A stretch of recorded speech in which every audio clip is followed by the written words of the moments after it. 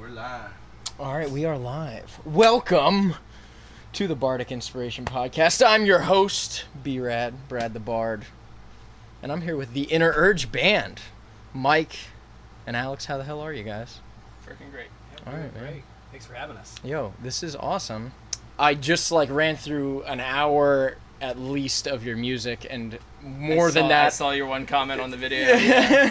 Yeah, I was watching a buttload of your pedal reviews and stuff like that. Like one of the interesting ones was your overdrive before or after the modulation or the octaver. Oh yeah. That shit was neat. Yeah.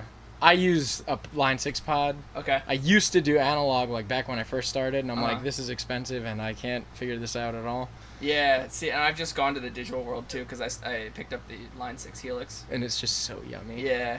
I got the little one, so I'm using it with my normal analog pedals, although some of them are digital and stuff. But it's cool because I'm using it for my amp simulations, and then I can run it before my reverbs and the delays and stuff, and it just sounds much bigger than it would running into a real amp. Yeah.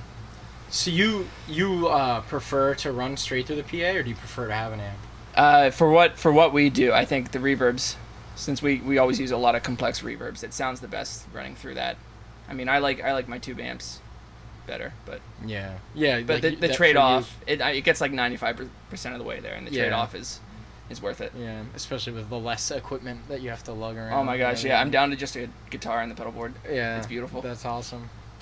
So you, Mike, I've never met you before today, so you're actually the first guest on my podcast. What an honor. That I've never met before. I'm very which is excited. really cool. Which is really cool. I'm really excited too. So in the band, you play guitar mostly, but I know you're a multi-instrumentalist. But I think you are the multi-instrumentalist of the band, from what I'm gathering. So the main instrument I play in the group is vibraphone, which is a very complicated and cool-looking version of a xylophone. Mm-hmm. The difference being is that a vibraphone has metal bars, so it can have a lot of sustain. Mm-hmm. So when you hit the bars, it has a very beautiful sound, compared to a xylophone, which has wooden bars, which is very short and articulate. Mm-hmm. That's the main instrument I play. While we tour on the road, I play a lot of congas, which are very large bongos, hand drums. They're, believe, from Cuba, but I'm not entirely sure. Don't hold me to that one. Yeah. But I also play a lot of other percussion, a lot of other hand drums, such as djembe, talking drum, udu, chimbao, and then The Wambuka. the wambuka. The wambuka. That is a water drum. You put water inside of it and make it all slosh. Man, I don't know any of those things. Or beer. It gets sticky if you do that. I don't know any of those instruments. Do you have any of those here today? None of the drums, but maybe later in the podcast I can get my backpack out. I have a whole bag full of just all these weird little percussion toys. Some serious, some complete jokes. I can't wait. Yeah, That's a lot of cool awesome. things. So how long has the Inner Urge been a band?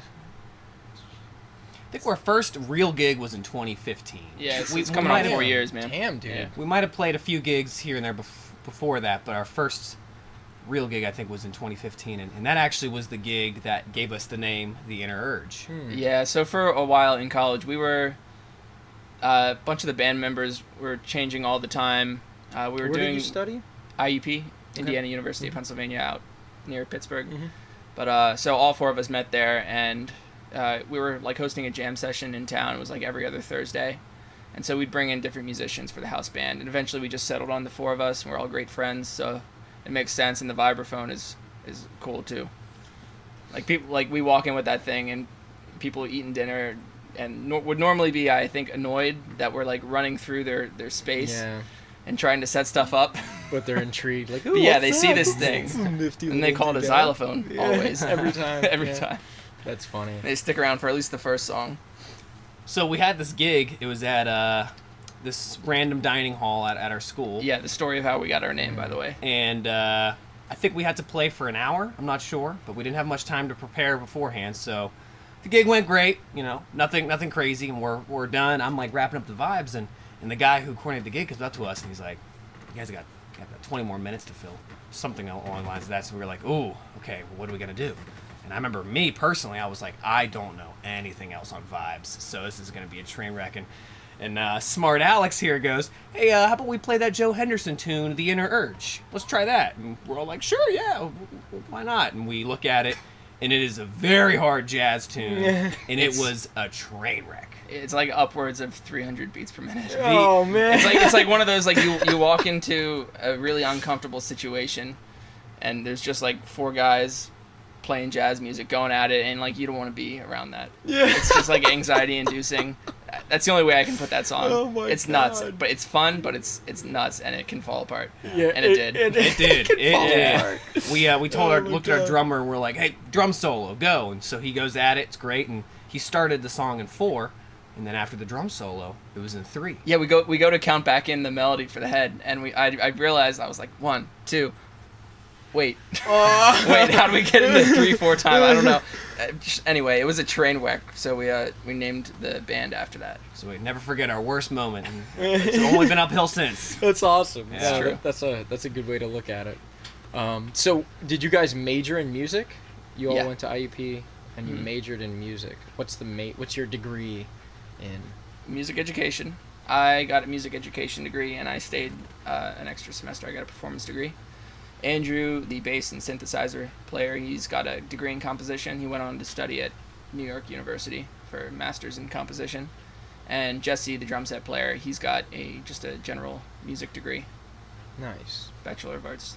That's cool. So we all spent a lot of time in the music building together. And once we started gigging, we spent a lot of time in the music building after it was closed. So very interesting having to get into the building when late hours after our gigs. Yeah, no doubt. That's always a fiasco. It's never something you're looking forward to. Like, oh, look, we had to pack up all this stuff after we just worked for fucking. How long are you gigs usually?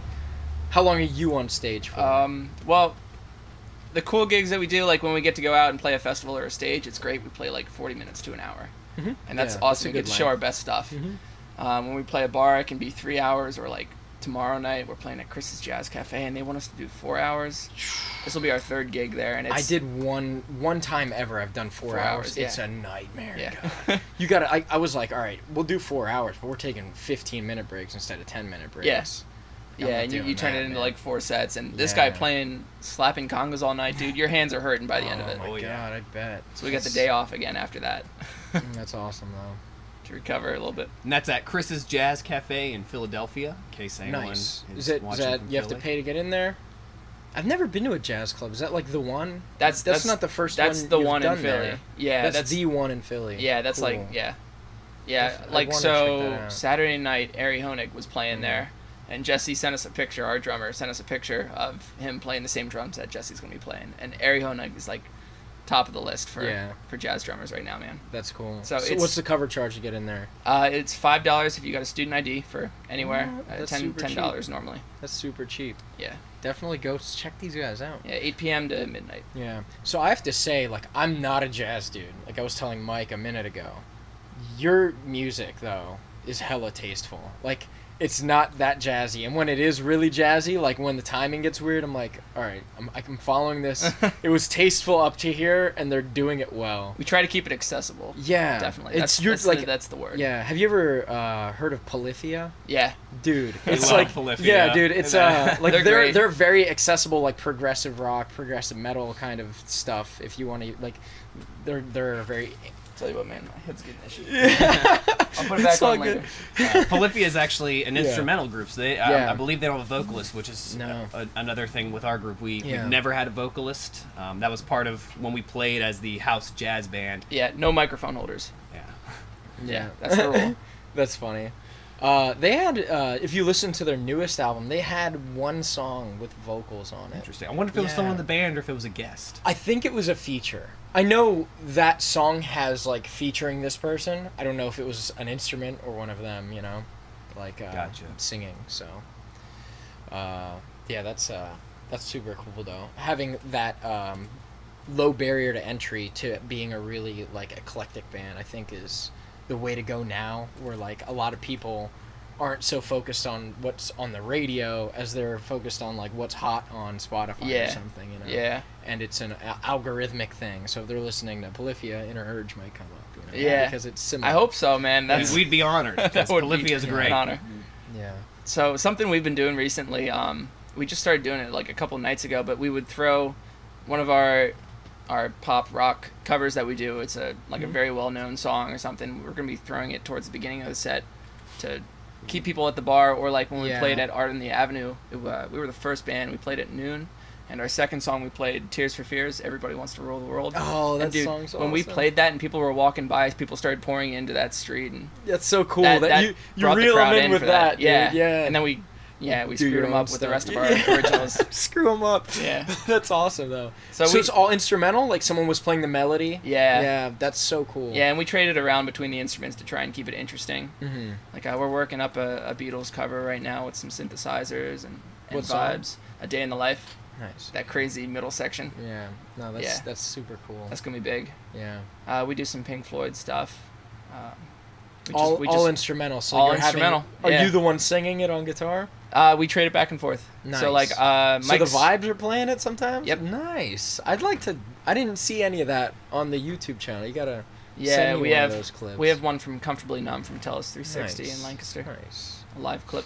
That sounds. Yeah, I definitely want to check that out. Yeah. You're the one video you guys did like a recap of your 2018. Yeah. I have to say, like, I really am a big fan. Like, are you the one editing all those? Mm-hmm. You're definitely I love your editing because it's not like you're not trying too hard, and it's still fun to watch. Thank you, you know, like the part in that clip where like you're loading shit in the back and you're just throwing stuff in there. I love that. I laughed so much. I still laugh when I watch that. There was no guitar in that case, but because you could see it if you paused at the right moment. The case bends like in half. There was no bass in there. Oh man, it's just empty, but it was funny. It was really funny. So that the bass player, is that the guy, the video I commented on today that was saying my fingers hurt? Yes, yeah, he's our talk man. That's cool. Yeah. So he's like the front man. Yeah. That's so funny. Polyphia's bass player's like their front man. And Snarky Puppy, yeah. Yep.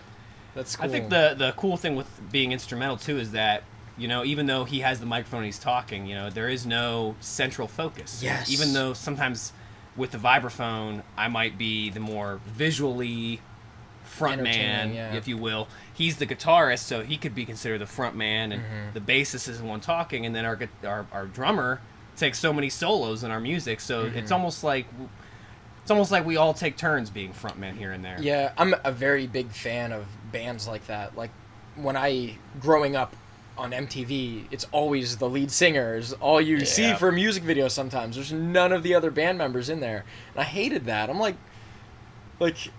I started out playing guitar. I'm like, where the fuck are the only guitarist out here that's good is Slash? Like, is that what I'm supposed to believe here? Yeah. You know, and he wasn't their front man. Yeah, and it's crazy. But oh man, it's just I've even in all the bands that I've been in, I'm always like a proponent of everyone should get some limelight. Yeah. I don't think you should have one front man representing the band. We are totally on the same page with that. Everyone puts the work in, you know? Yeah. And I think something else that's really cool with not having a single front man is that it gives everybody a chance to have certain songs where they almost become the front man for just the song. Yeah. So there could be, you know, one song where there's a big drum solo and our drummer takes the lead on it, or he's got a crazy solo, or I'm playing something weird out of my toy bag. Yeah. So, you know, it's a lot of fun to really trade it around. Yeah. Like you said, everybody gets the limelight. Yes, that's a really good, important thing for us. That's awesome. So, man, you've been around since 2015? Yeah. There's been on and offs in this band, right? Because you were doing touring on the cruise ship. Yeah, and Your actually band the drummer wasn't that works on band. cruise ships too a little bit. Oh, it same as you on the same one or a different line? different Nice. company entirely. I definitely want to go into that. I Sure, want to know yeah. how you went from wherever the fuck you came from to that. I need to know the story, how you ended up in the cruise ship thing. Well, I needed loved money. to do- That was number one. So you're like, I'm I a needed money. starving artist. Yeah. What are my options? And also, I really like traveling and seeing different places. No doubt. So it kind of made sense. It was always in the back of my mind since somebody mentioned it in college at some point. I had a good friend of mine who was my roommate at the time. He ended up going on to do cruise ships, and my cousin too. So that was the natural process. I got a couple recommendations on booking agencies, and this one I found from Montreal. They called you on the phone. It's super easy. So they call you on the phone. You put the phone up to your amp, and they send you the music, so you're sight reading it. That's the big thing about these gigs. You have to be a good sight reader. And while you're talking with them on the phone, you're recording it on your phone or video camera also, unedited, so they can prove that it's you playing, you know, it's who they were talking to on the phone and everything. Yeah. And that's how they made the audition. They put together a portfolio of me playing, like, for my stuff, and then they pitch it to cruise ship agencies. And starting with my next contract, this will be the third company that I've worked for. So you're doing another one upcoming here? Yeah, September 22nd. So you're going with a random house band on the ship, and you're not bringing Mike along. Oh, dude, That's so sad. I want to bring the rest of the guys on. I wish I could. There's no, like, it's just commercial music. It's garbage. Yeah. Yeah. What do you mean? Like, it's rarely musically gratifying. Really? Yeah. Like, what are some of the things you're playing? My Girl, about 50 times a day. Oh my God. My Way, Frank Sinatra, all the time. It depends on the crowd. You know, Take on 50 Me. times a day. Yeah. Take on Me by Aha. Yeah. That's yeah. a There's banger, like though. there's stuff I mean, I'm all sure here 50 like times a day that gets old, but yeah, still. man. I'll be just, you know, innocently going about my day at home in a restaurant or something, and that song comes on the radio, and it's just like, I'm just like, is this the day that I lose it? Is this the day that I snap and kill someone? You ever see you listen to stand-up comedy at all? No, You know not John, much. He you know does. John Mulaney? Yes. The Salt and Pepper Diner. Who's that pussycat thing? Oh That's my what they're God! like. He put it's not unusual. Was the one yeah, in the middle. yeah. Right in the middle of it. Yeah. It's so funny, man. Oh man, that's a brutal song. 6 in, let's throw in 1. It's not unusual. You definitely got to check it out. Okay. That's probably one of the bits that got me into stand-up comedy. I actually tried stand-up comedy a couple months back with a guest I had on that was a comedian. I was okay, and that's about it. It's definitely one of the harder performing arts. Definitely harder than music. Music, I think, is easy because, like you're saying, you know, you're playing this same song 50 times a day. It's almost like you're hiding behind a blanket when you have an Yeah. instrument in front of you, but like talking to a crowd is so personal. Especially with comedy, because that art forces you to interface with the crowd. Yeah. You need them to interact with you, or you're gonna bomb. You know. Yeah. So. And now everyone just gets mad at you for everything. So I feel like comedians have it rough because they don't know it's like, hard. how far It's is gotta too be far. Or I'll say, like, of course, people like walk out and like review comics and say terrible things about them. But in open mics, I feel like most of the crowd is comedians. So Yeah, and they're hopefully there to be supportive and stuff. Exactly. Yeah. And it can be like kind of cliquey, I've heard. Like some people won't laugh intentionally at somebody, just, to spite them. I think that's like a music thing too. That's a big pet peeve of mine, man. When Yeah. like, I don't know, everyone that I enjoy or want to be successful is just a kind person first.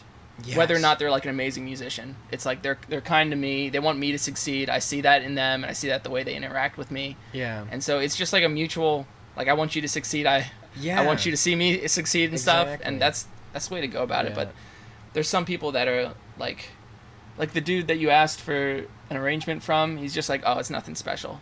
Yeah. Could have just sent the arrangement. Or, What's the date today? oh, my watch is always wrong. Is it It's not the 15th. Is it the 17th? 17th. Whoa, this watch is way off. I don't know. What is this the third Thursday of the month coming up? should be because we're playing Lancaster third Friday this week. So. Yeah. All right. That sucks because I don't know how long you're in town, but I host open mic at the Hen, at the Speckled Hen every fourth Thursday. Okay. I would have loved to have you guys Yeah, come. I'm heading back. Fun. Yeah. That would have been really fun. So how long are you in town right now? I'm kind of curious. Just until Sunday. Man, okay. I have a huge week coming up right now. Like, I need to work on my likes. I'm saying like 40 times so far. Like, I'm trying to avoid It's some- tough. It is. It's one of the things I'm working on. But I'm doing a jiu-jitsu event this weekend. I'm going to be the announcer guy in this corner. Yeah, so that's going to be super Podcast hype. jiu-jitsu. Are you Joe Rogan? I'm working on it. I don't think... I think the difference between me and Joe Rogan is he does comedy, and I tried it once, and it's scary, and I'll stick to music most likely. He's funny. His Yeah, stand-up is great. yeah. I love it. He pushed it... Like, his earlier stuff I wasn't a huge fan of, but his later stuff is pushing the envelope, and that's a lot of the comedians I like are either dry like John Mulaney. I love Yeah. how dry he is. It's just like he is so who he is, and I find that hilarious. Or they're pushing the envelope, like Anthony Jeselnik. Do you know Oh my goodness, that? Dude, that guy. Yeah. That guy's offensive. and when he was on Joe Rogan's podcast recently, he pushed buttons pretty hard It was too. good. It was good. It was definitely a podcast to behold.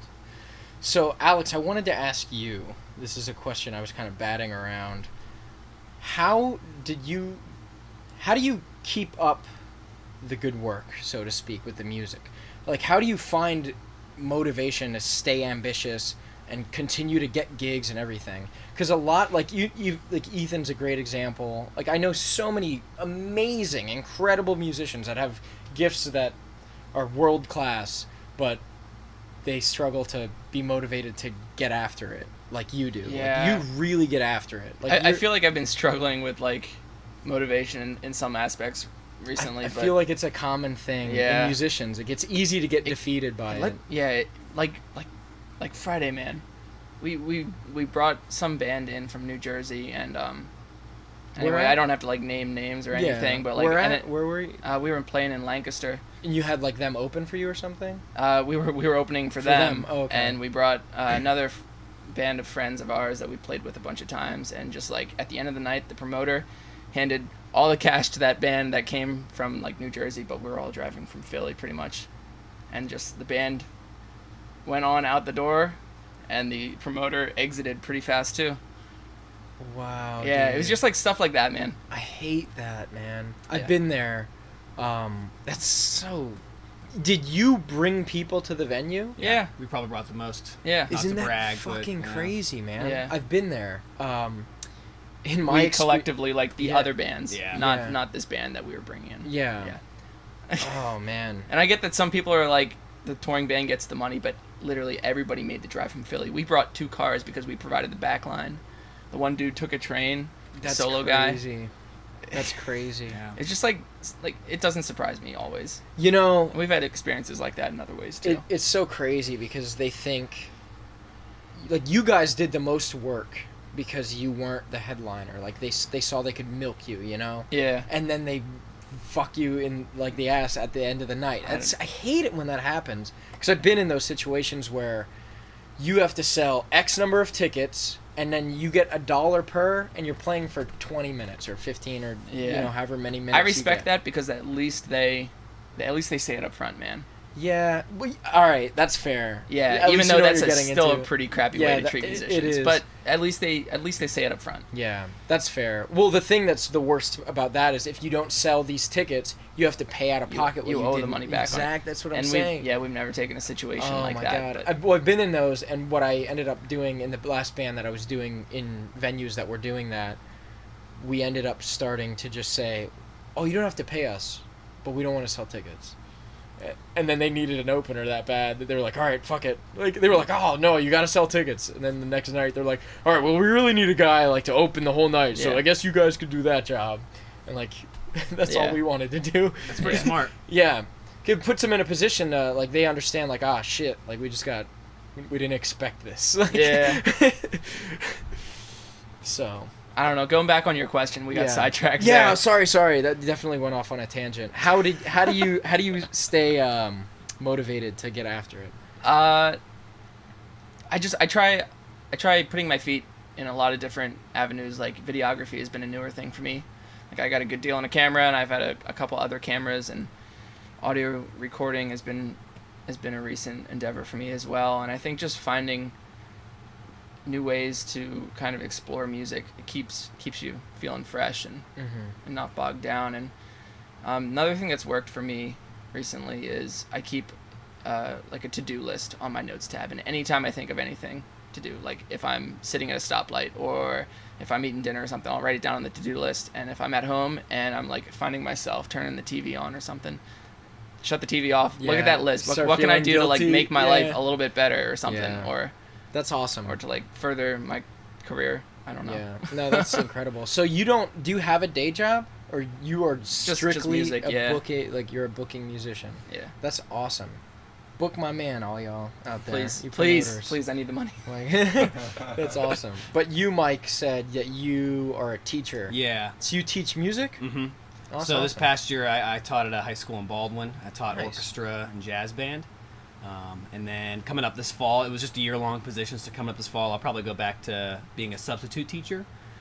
I also teach lessons on the side, and then in the evenings, I teach 2 different high schools drum lines. So, Nice. so I do a lot of work that way, and that keeps me busy that way. But teaching music is definitely, like you said, it's just like performing music. Teaching music, you have to stay motivated because a lot of people don't realize, some people who choose to be a teacher, it's because they love teaching or they love, being around students of a certain age or helping people. But for music teachers, it's the opposite. We teach music because we love music. Mm-hmm. Everything else comes after, and it's a really tough balance sometimes. No doubt. Especially when I taught during the school day and had to interact with all the other not music teachers, classroom teachers and stuff like that. It did get tough, and having to put together lesson plans and stuff where literally my lessons that week were rehearse this. That's it. Yeah. Nothing else. So So when you give private lessons, do you feel like the work that you have to put into like your actual teaching job is like almost taken for granted to these kids that just have the class versus the people who are paying you individually? that's actually a really good point. Yeah, and I think on top of that also is when you teach private lessons, you can see their progress on a week to week Individual or even basis, sometimes yeah. day to day basis. While with school, there's a lot more variables to juggle. So that's actually a really good point. I never really considered it that way. One of the nice things also about the students I have right now is I've chosen to host all my lessons at their house. So instead of meeting somewhere or meeting at my house, I drive to them. At first, I wasn't too happy about it, but it ended up being great, mostly because if the parents don't got to drive them, happy parents. Because Sure. parents got to drive kids all over the place now. And then you so- don't get paid for like that day because they canceled or something. Exactly. But if it's scheduled for you, you're gonna show up, and they know you're gonna show up. And even if I can't show up, oh, well, I guess we're staying home. We don't have to go out, though. Yeah. So it's been nice. But that was actually a very good point you made about the difference between teaching music in schools and teaching Yeah. music individually with a student. So do you feel like you wish you could do more private lessons? I wish I could more because it's a great way to keep my evenings busy. But I still really enjoy teaching drumline at night and all the other percussion stuff I teach at night. And I'd say it's a good balance. One of the nice things also about private lessons is you really can grill them if they're not practicing. Yeah. I ran into this problem a lot this year. If I called somebody out for not practicing or if I pushed them too hard, here come the tears. Here comes a phone call from mom and dad and the principal. While compared to private lessons, if I grill into them that way, they need it because they're paying me for that. Yeah, So- they want you to push them. Like that's why they're Yeah. paying you. Is there a specific thing you like to teach the most, like an instrument or style or anything like that? Right now, I'm really, really into teaching hand drums and world music, mostly because I find that with drumming with your hands and playing music that's very old, whether it's from Africa, Japan, or Brazil is another good example of that. There's a much more primal connection I find that people have, and one of the things I did this year was I hosted like a drum circle ensemble, if you will. So once a week we all met, got about 20 hand drums in a circle, and we all just went to town. And what I really enjoyed about that is I could see that the people were passionate about letting their emotions out that way. Yeah. And if they were upset, I could see them just let it out and figure it out on their own. Just hitting something, Yeah. man. Something about hitting something. And then I could tell by the end, everyone was just so happy. It Yeah. was just such a good feeling. And it was That's a lot of fun. That's so awesome. I've always, I had this conversation with one of my jiu-jitsu friends recently. We were driving to watch a big like MMA fight in Philly at the Parks Casino or something like that, and he was saying he had this idea where you go to the beach and you fight in the sand, and like I was saying, but the only way you could make that like legit is if you have people with like the tiki torches on the drums. Like that's That'd the be only amazing. way. That would be the I would coolest love it. thing. Like because in Brazil, like the capoeira stuff. Yep. Man. I was just gonna That's say the that. coolest thing. Have you ever seen like capoeira groups perform? Live, I've maybe like once don't know or twice. how they do it. I wish it was more around here. I don't know how they do it. Brazilian jiu-jitsu is everywhere. Yeah. But man, it's so hard to find these kicky guys. I want that. I want to know those guys. I want to interview them and train with them. It seems like the funnest thing. So, do you want to dig into your bag of tricks? Sure. Is it over it's there? over here. This is probably a good time for it. Yeah. So this is a bag. Keeping We momentum call it the here. gig bag. It's probably coming through loud and clear on the Oh, mic. Yeah. I used to have one where I would I have a friend. You know Matt Bailey? No, I don't think so. Yeah, he's a popular musician in the area who I'm hoping to have on the show. But he used to play guitar, and that would be his. Okay, yeah. Yeah, like he would play percussion with his feet, and he'd beatbox with a loop station. It's an RC30 Boss, RC30. That's really cool. Yeah, super cool. And I experimented with it. I gave up on it pretty Takes quick. coordination. You'd be It surprised does. how hard to get your foot in time. It was weird because I'm sure the longer I do it, the easier it would get for other songs. But like some songs it was easy, other songs I'm like, why can't I coordinate this at all? Like I can do so much on hand drums sometimes, but when it comes to using my feet, I'm so ill coordinated. Unless it's like Rock Band, Guitar Hero. Yeah. So here, this is an agogo bell, and if you can see in the camera, it's something very special. I don't know if you can pick that up. Oh, Yeah, they're getting it. I got two really silly stickers. So this is just a double bell. Is that something you use with your hands, like while you're drumming? Usually a stick. I don't think I have a stick kinda in like a here, cowbell. but I could use this. Yeah. Sorry if that's a little Oh, loud. it's all good, man. And then the last thing in this container, I just got this cowbell here. And this Dude, that is a legit cowbell. And this is technically the best cowbell ever. Allegedly. There it is. And this one is a mambo cowbell. So I got that one, and then I think that's about. Let me just dig in real quick. Maybe I got something else in here. A cowbell's dope. I want to touch it. Go for it, please. Yep, that's about it. It's getting a little rusty. I didn't realize that. Yeah. So the next needs more container. cowbell. I'm glad I brought this actually. This is this was a Nice. purchase I made in New York recently. This is called a kalimba. Oh, I've seen. So it's- Oh, there's this crazy world instrument store in New York that we've been to more than once when we have off days there. I got an oud, which is a Middle Eastern lute, basically no frets on it, 6 strings, tuned very, very interestingly. That's really cool. And this is another thing that you got there. So this I is see. called a kalimba. Yeah, go for it. I jokingly call it an African Game Boy. No. It's pretty cool. This is not an authentic instrument. This is, you can kind of tell they just screwed the pieces onto a piece of wood. But I really like this instrument because a lot of people, I find, especially some of my younger students, they see this and just immediately gravitate towards it. Something about, plucking with your thumbs and using it that way just has like such a good feel to it. And you can hear it on the upcoming Inner Urge ambient EP. Reminds me of Avatar: The Last Airbender. The sound. Yeah. The soundtrack. I'm trying to do the one Zelda song. You can do that. It's tuned in Lydian mode. The Woods? No? It's a song of time. Dun dun dun dun dun dun dun dun dun dun. No, that's not. I'm doing the.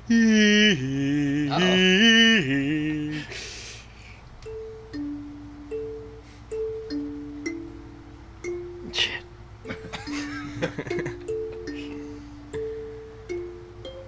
I give up. That's awesome. No, that's super cool. I want it. That seems just like a keep really digging. fun thing to mess with. But can you do the Lost Woods one?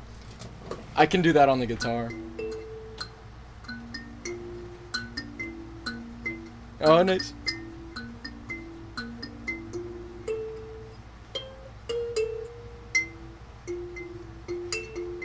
I don't know. nothing, man. It's close. I wish it had letters of what the notes were. I know. Or something. I think I would have. It's tuned to the right mode. That's all I know. I did play it at one point. Yeah. No, that's super cool. So this instrument here is called a kabasa. It's A kielbasa. Those are delicious. That's how you play it there. You can also play it back and forth, and then as we learned from Ross Antonish, if you're watching, he taught us that you can also play it like that. Oh, that's cool. This is a cool one, but to be honest, there's not really much you can do with it besides what we just showed you. A lot of this stuff is like, it's cool for the audience to see, like a visual, something new. Like that has a cool look to it. He's like holding it in one hand and twisting it. So here we got a whole candy bar bag carrying bag, so we got more stuff in here. Oh, that's the one that you hook on the foot. Yeah, and Matt Bailey so has one of those. You put it on your foot. I won't demonstrate. If you want to try it, go for it. I know of it. I know the technique. These here are called finger shots. They're one-sided shakers, so they only shake when you go down. Nice. Until you can't get a sound the other way. So you can, hit stuff that way. Or That's cool. I like to clap. Or congas. Yeah. So there's That's that so one. Cool. I have a lot of egg shakers because I can't do it in here, but I can juggle these. Juggle right now. Come on, no balls. Come on, man. Make it happen. I can't sit down. I'm not gonna embarrass myself. I learned that lesson. Let me try. I'll try. I know a little bit of juggling. There you go. I'm gonna drop them eventually, but let's see if I can get like a. All right. One more try. The weights are weird. Oh, it's like so weird. Yeah. It's like Their weight, yeah. Man, that's all right. One more. This is it. There you go. All right. Nice. Whatever. I give up. I'm pathetic. Sorry, Dad. And then right here, this is a cube shaker. So this one's neat. It shakes back and forth and side to side. So if you shake and then spin it. What? That's so cool. All right, I want to play with it. Chance. And then I also have another cube, but this one doesn't shake. This is just a normal Rubik's Cube. If you got any other puzzle fiends out there, I'm all about twisty puzzles. So if I mix that up right now, you can solve. How fast can you solve it? We're timing you. I'd say under a minute and a half. Under a minute and a half? Typically. Right. It's been a while. Like right when I give it to you, you gotta go. Right. I don't know anything. You'll have to talk about something while I do it in case. Oh yeah, for sure. I'll talk to Alex. I'll let you focus on it. And Joe, you gotta time him. Yeah, I'm not like Logic, the rapper who can rap and solve it at the same time. That's that looks pretty well messed up. All right, so Alex, I have a question for you. Yeah. When you go to college for music, you don't study a specific instrument, right? Yeah. You do? Yeah. Okay. Usually you have a major instrument. Or Nice. more than one. So what did major you instrument. choose? I went in as a viola major, actually. Yeah, because Okay. I thought that's what I needed to do to teach music, and at some point I realized I didn't really want to teach music in a public school. Although I just ended up completing my degree anyway for the heck of it. I added a guitar major too, and then like a year in, I switched from viola to violin because violin's just more useful in popular music. Yeah, no. Like, doubt. I'm not a great orchestra player. I play with a couple of different orchestras, but that's not, like, what I really enjoy doing, although it is amazing when you get to do it. Yeah, no doubt. Yeah, I'm just not built in the very, like, perfectionist way you have to be if you're going to be that kind of musician. Yeah, no Yeah. doubt. What's that movie, Whiplash? You ever seen Whiplash, yeah. One of our favorites. that one? Yeah, I saw that. Someone showed me that movie a while ago, and I didn't know what it was about. Oh, did he make it in time? Was that in What time? was the time you needed? 1:30. 1:30? I don't think it was 1:30. Oh man. Close. Hashtag disappointed. That's awesome, bro. I that would have took me a day and 30 hours. So to get even close, I probably wouldn't have even gotten. What else? I would have had to Do you have Google. the hammer in there? Yes. So we got, I don't know. We got this here. This is just a wood block.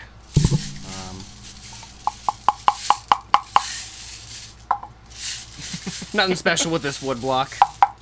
It's a good piece of wood. Yeah. And then here's the good part of the bag. Well, actually, What's this guy mount onto? so these twist to each other. Let me get another one. Did I already take it out? I don't think so. I haven't seen it. There we go. So these you can mix and match. This is soft, medium, and then loud. Hard. Pretty much. Actually, he did do it in less than a minute and a half. Oh, Yeah. all right, dude. Did someone check on who's watching? Hashtag highlight reel. So, quite possibly one of the most important part of my gig bag, and this is, I need to share this with the audience. Always stick a deodorant. Dude, Always. always in the instrument Yeah, case. the ear pro. Earplugs. Yep, Every for time. sure. Use No, earplugs when you time. perform, yeah. That's good. The deodorant, I always have the earplugs. Like I have one in each. Like I have one in my pedal board bag. Yep. I have one in my regular equipment bag. I always keep ear pro. Need to find some deodorant space in there. What's in? You know what? I always also keep a Sharpie in every bag, in case I need to give an autograph. Oh, yeah. You know? Or sign a shirt, sign some merch. This is a new instrument that actually Alex bought for me. Wow, It's a cricket, and believe it or not, oh, that's cool. show sounds like a them cricket. what it looks like. It actually, it's So a cricket. Hold it up near your beard. Nice. That's so cool. It comes with the antennas too. This is great whenever our guy Andrew, who talks on the microphone, if he tries to crack a joke and it's not funny. Yeah. And then you get the laugh because it's like, oh my god, they have this. They covered all the bases. Yeah, man, it's a show in many more ways than just music. Yeah, no doubt. I try to, in my Irish band, the Celtic band thing that I'm in. You know Gideon Alden by chance? No, Mm-mm, he's in no. my band. Okay. And I'm like the comic relief guy, and he's like the guy that talks about the history of Irish stuff. Like our band's Okay. called Blight of the Bards. Yeah. So he talks about like the potato blight, and then I crack jokes on it. So he's like, I'm serious and Ireland, and I'm like, ha, Ireland, you know. But that's cool. Oh, what are When we're those? done with this, I'd love to hear more about that Irish band because that sounds really cool. Yeah, it's a good time. We do originals, covers, and like traditional Irish stuff. It's a great. good time. I could definitely. I wish we had an EP, but he got a girlfriend now, so not much time for me anymore. See you later. Yeah. No, we have some gigs in September, but we're honestly not looking to gig much because I'm a very busy dude myself, and he's like I said, he just got the girlfriend. You know how that goes. Yeah. So this is these have lots of names, but most people call them hooves because they used to be made out of animal hooves instead of just broken up gourds, and you get a sound like that. Pretty neat. Let's just play with that, and then these here are some of my favorite instruments. What are these? You said gourds? You can call them gourds. Sometimes they'll call them just It looks like rattles. open walnut, Yeah. or something like that. That's cool. But then right here we got antique cymbals, also called finger cymbals. These are gonna be a little loud. So Nice, dude. You have the whole bag of tricks. My God. You haven't seen the best part. oh, yet. not even close. I'm just want to make sure that's all the good stuff. If it's loud, you can hold it like just below the mic. So then, Yeah, Gotcha. like down Sorry here. about that if it and was then, loud. That's all right. That'll be your volume control. And lastly, we got this beautiful instrument. This is a squeaky hammer. So Dude, that thing's funny. and we whipped this You out. use that live? Yes. And we try to do it mostly because it is funny and it is easy funny. to make it sound relatively good. But Oh my gosh, when you cool. whipped that out at Troopers the other night, I was losing it. Like he was whacking on his Yep. his beautiful round head. So then on this the one, vibes. this one also has a cool trick, Nice. little whistle on it. Do you have one of the choo-choo whistles? Dude, I want do, one but of not those. with me. Yeah. Not in the bag, sadly. Once I get one, it's Yeah, who's that guy that permanently plays stayed. whistle on Paradise Island? Ooh, good question. I don't know. Paradise City, Guns N' Roses. Oh, Guy that plays whistle on I that. don't know. I don't know who that is at all. Probably just Axl Rose. I yeah, don't know. probably. I mean, And that's probably all the good stuff, but I will show that this is a cable. Pat Benchkowski, if you're watching, I have your cable. I do have it. So. We also steal stuff. Unintentionally, but we do steal stuff. tactically was an acquire accident. things. No, that's so cool. Man. So thank you for humoring me and letting me go through my bag of tricks. Definitely. I feel like you missed some stuff. What's this That's just lights. Sometimes it's hard to look at the vibes if it's not a well-lit venue, so How do you these make? are What noise do they make? nothing. They're just lights, but they got to plug in. They're not charged 60 up right cycle now. Oh, is it USB? Maybe this solar thing will give him some juice.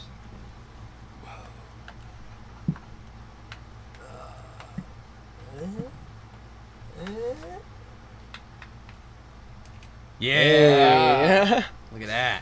Neato. Beautiful. Neato Rama. But we learned that the hard way. We played a gig at Mr. Small's in Pittsburgh, and the guy who was running lights that night, Denny, the man, he at one point we got really quiet and he just dumped all the lights off, and I couldn't see anything on the vibes, and I hit way too many wrong notes. So lesson learned. I was like, I need to bring a light just in case that happens time. again. Or glow in the dark stickers. That could work. Yeah. Oh, like one on each? Yeah. That would be trippy. Or just like marking where the C and the F is or something like that. So you can kind of follow and know the general area of what you're trying to smack. Playing dark or like with strobe light. Yeah. That's worse. The strobe is worse. Yeah. Especially if the timing of the song isn't the same as the strobe. Yeah. Oh my god. I'm gonna get this out of here. Sure. Yeah, you Get can some more leg room. Throw it behind you or me. Not a room back here. I might have just touched. We got one other thing. You wanna whip this bad boy out? So this is one of the other instruments we gig with pretty often now, very phallic. which is great. Yes. This is called a didgeridoo. It's from Australia. It's so funny. The last guest I had on was an Australian guy. Yeah. And I asked him if he had a didgeridoo, and he said he just uses PVC pipe right now. And actually, that's what this is. Oh, really? Yeah. This has the fancy design on it, but it's a drum company, Meinl, and they just make these. Yeah, they make the gong. Yeah. Yep. Yeah, exact, and that's the logo right there. Are they a good make? Oh, Is yeah. that, yeah. I That's actually one of the prefer ones you go these to the authentic ones because they're easier to play. Yeah, the authentic okay. ones, you got to have a really strong pair of lungs to get a good sound out of it, and I'm not that good yet. Yeah, he what my previous guest Bones was doing is he could make the didgeridoo noise with his mouth without a didgeridoo, like really good. God. Like it was crazy. Cool. Like it was the exact. Well, I mean, once I hear you mess around with this, I can maybe get it. But it was crazy. I tried to do it, and I'm like, I can't do this. So I don't know. I might try to stand. It might be best if I can get close to the microphone since it's a very low frequency. Oh boy. Are the Crocs in frame? Let's get them. I don't know if it's gonna reach, but it might be close. I'll pick it up.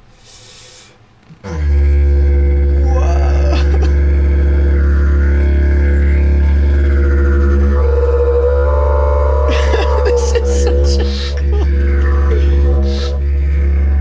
So the sound actually travels through. Like you're not breathing the whole time. Like you were taking inhales and it was still going. Yeah, so circular so breathing. Cool. You pocket some air in your cheek and you blow it out and breathe at the same time. It took me a long time.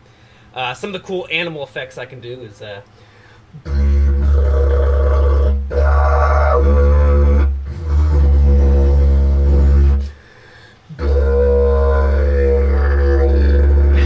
so cool, dude. so That is super badass. I'm definitely sending this video to Bones. yeah. No, Get your that's face awesome. itchy too. I'll, Please give it a toot. Give it a try. Try it. Oh, all right. Please. I'm definitely going to. So, all right. So it's better to stand. Might be better, easier just to get a better angle. And I like to do that out of the side of my mouth, but it doesn't matter. So you can just do it. Like, what do? Do you have to like? Is that the idea? Literally, that's it. Just take a deep breath and go for it.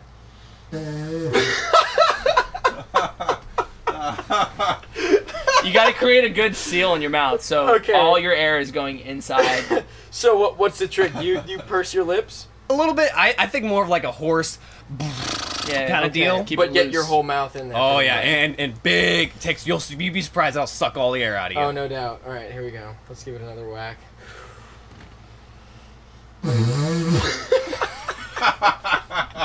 The fart flute. The fart flute. I'm gonna try one more time. So do you shoot a lot of air fast? It's a lot. All of right, air. I'm gonna just go ham on it. And relax your lips too, because it's got to be a slow buzz. Okay. So don't blast the air. Just let it all And go. don't do. No. It's gotta be. Okay.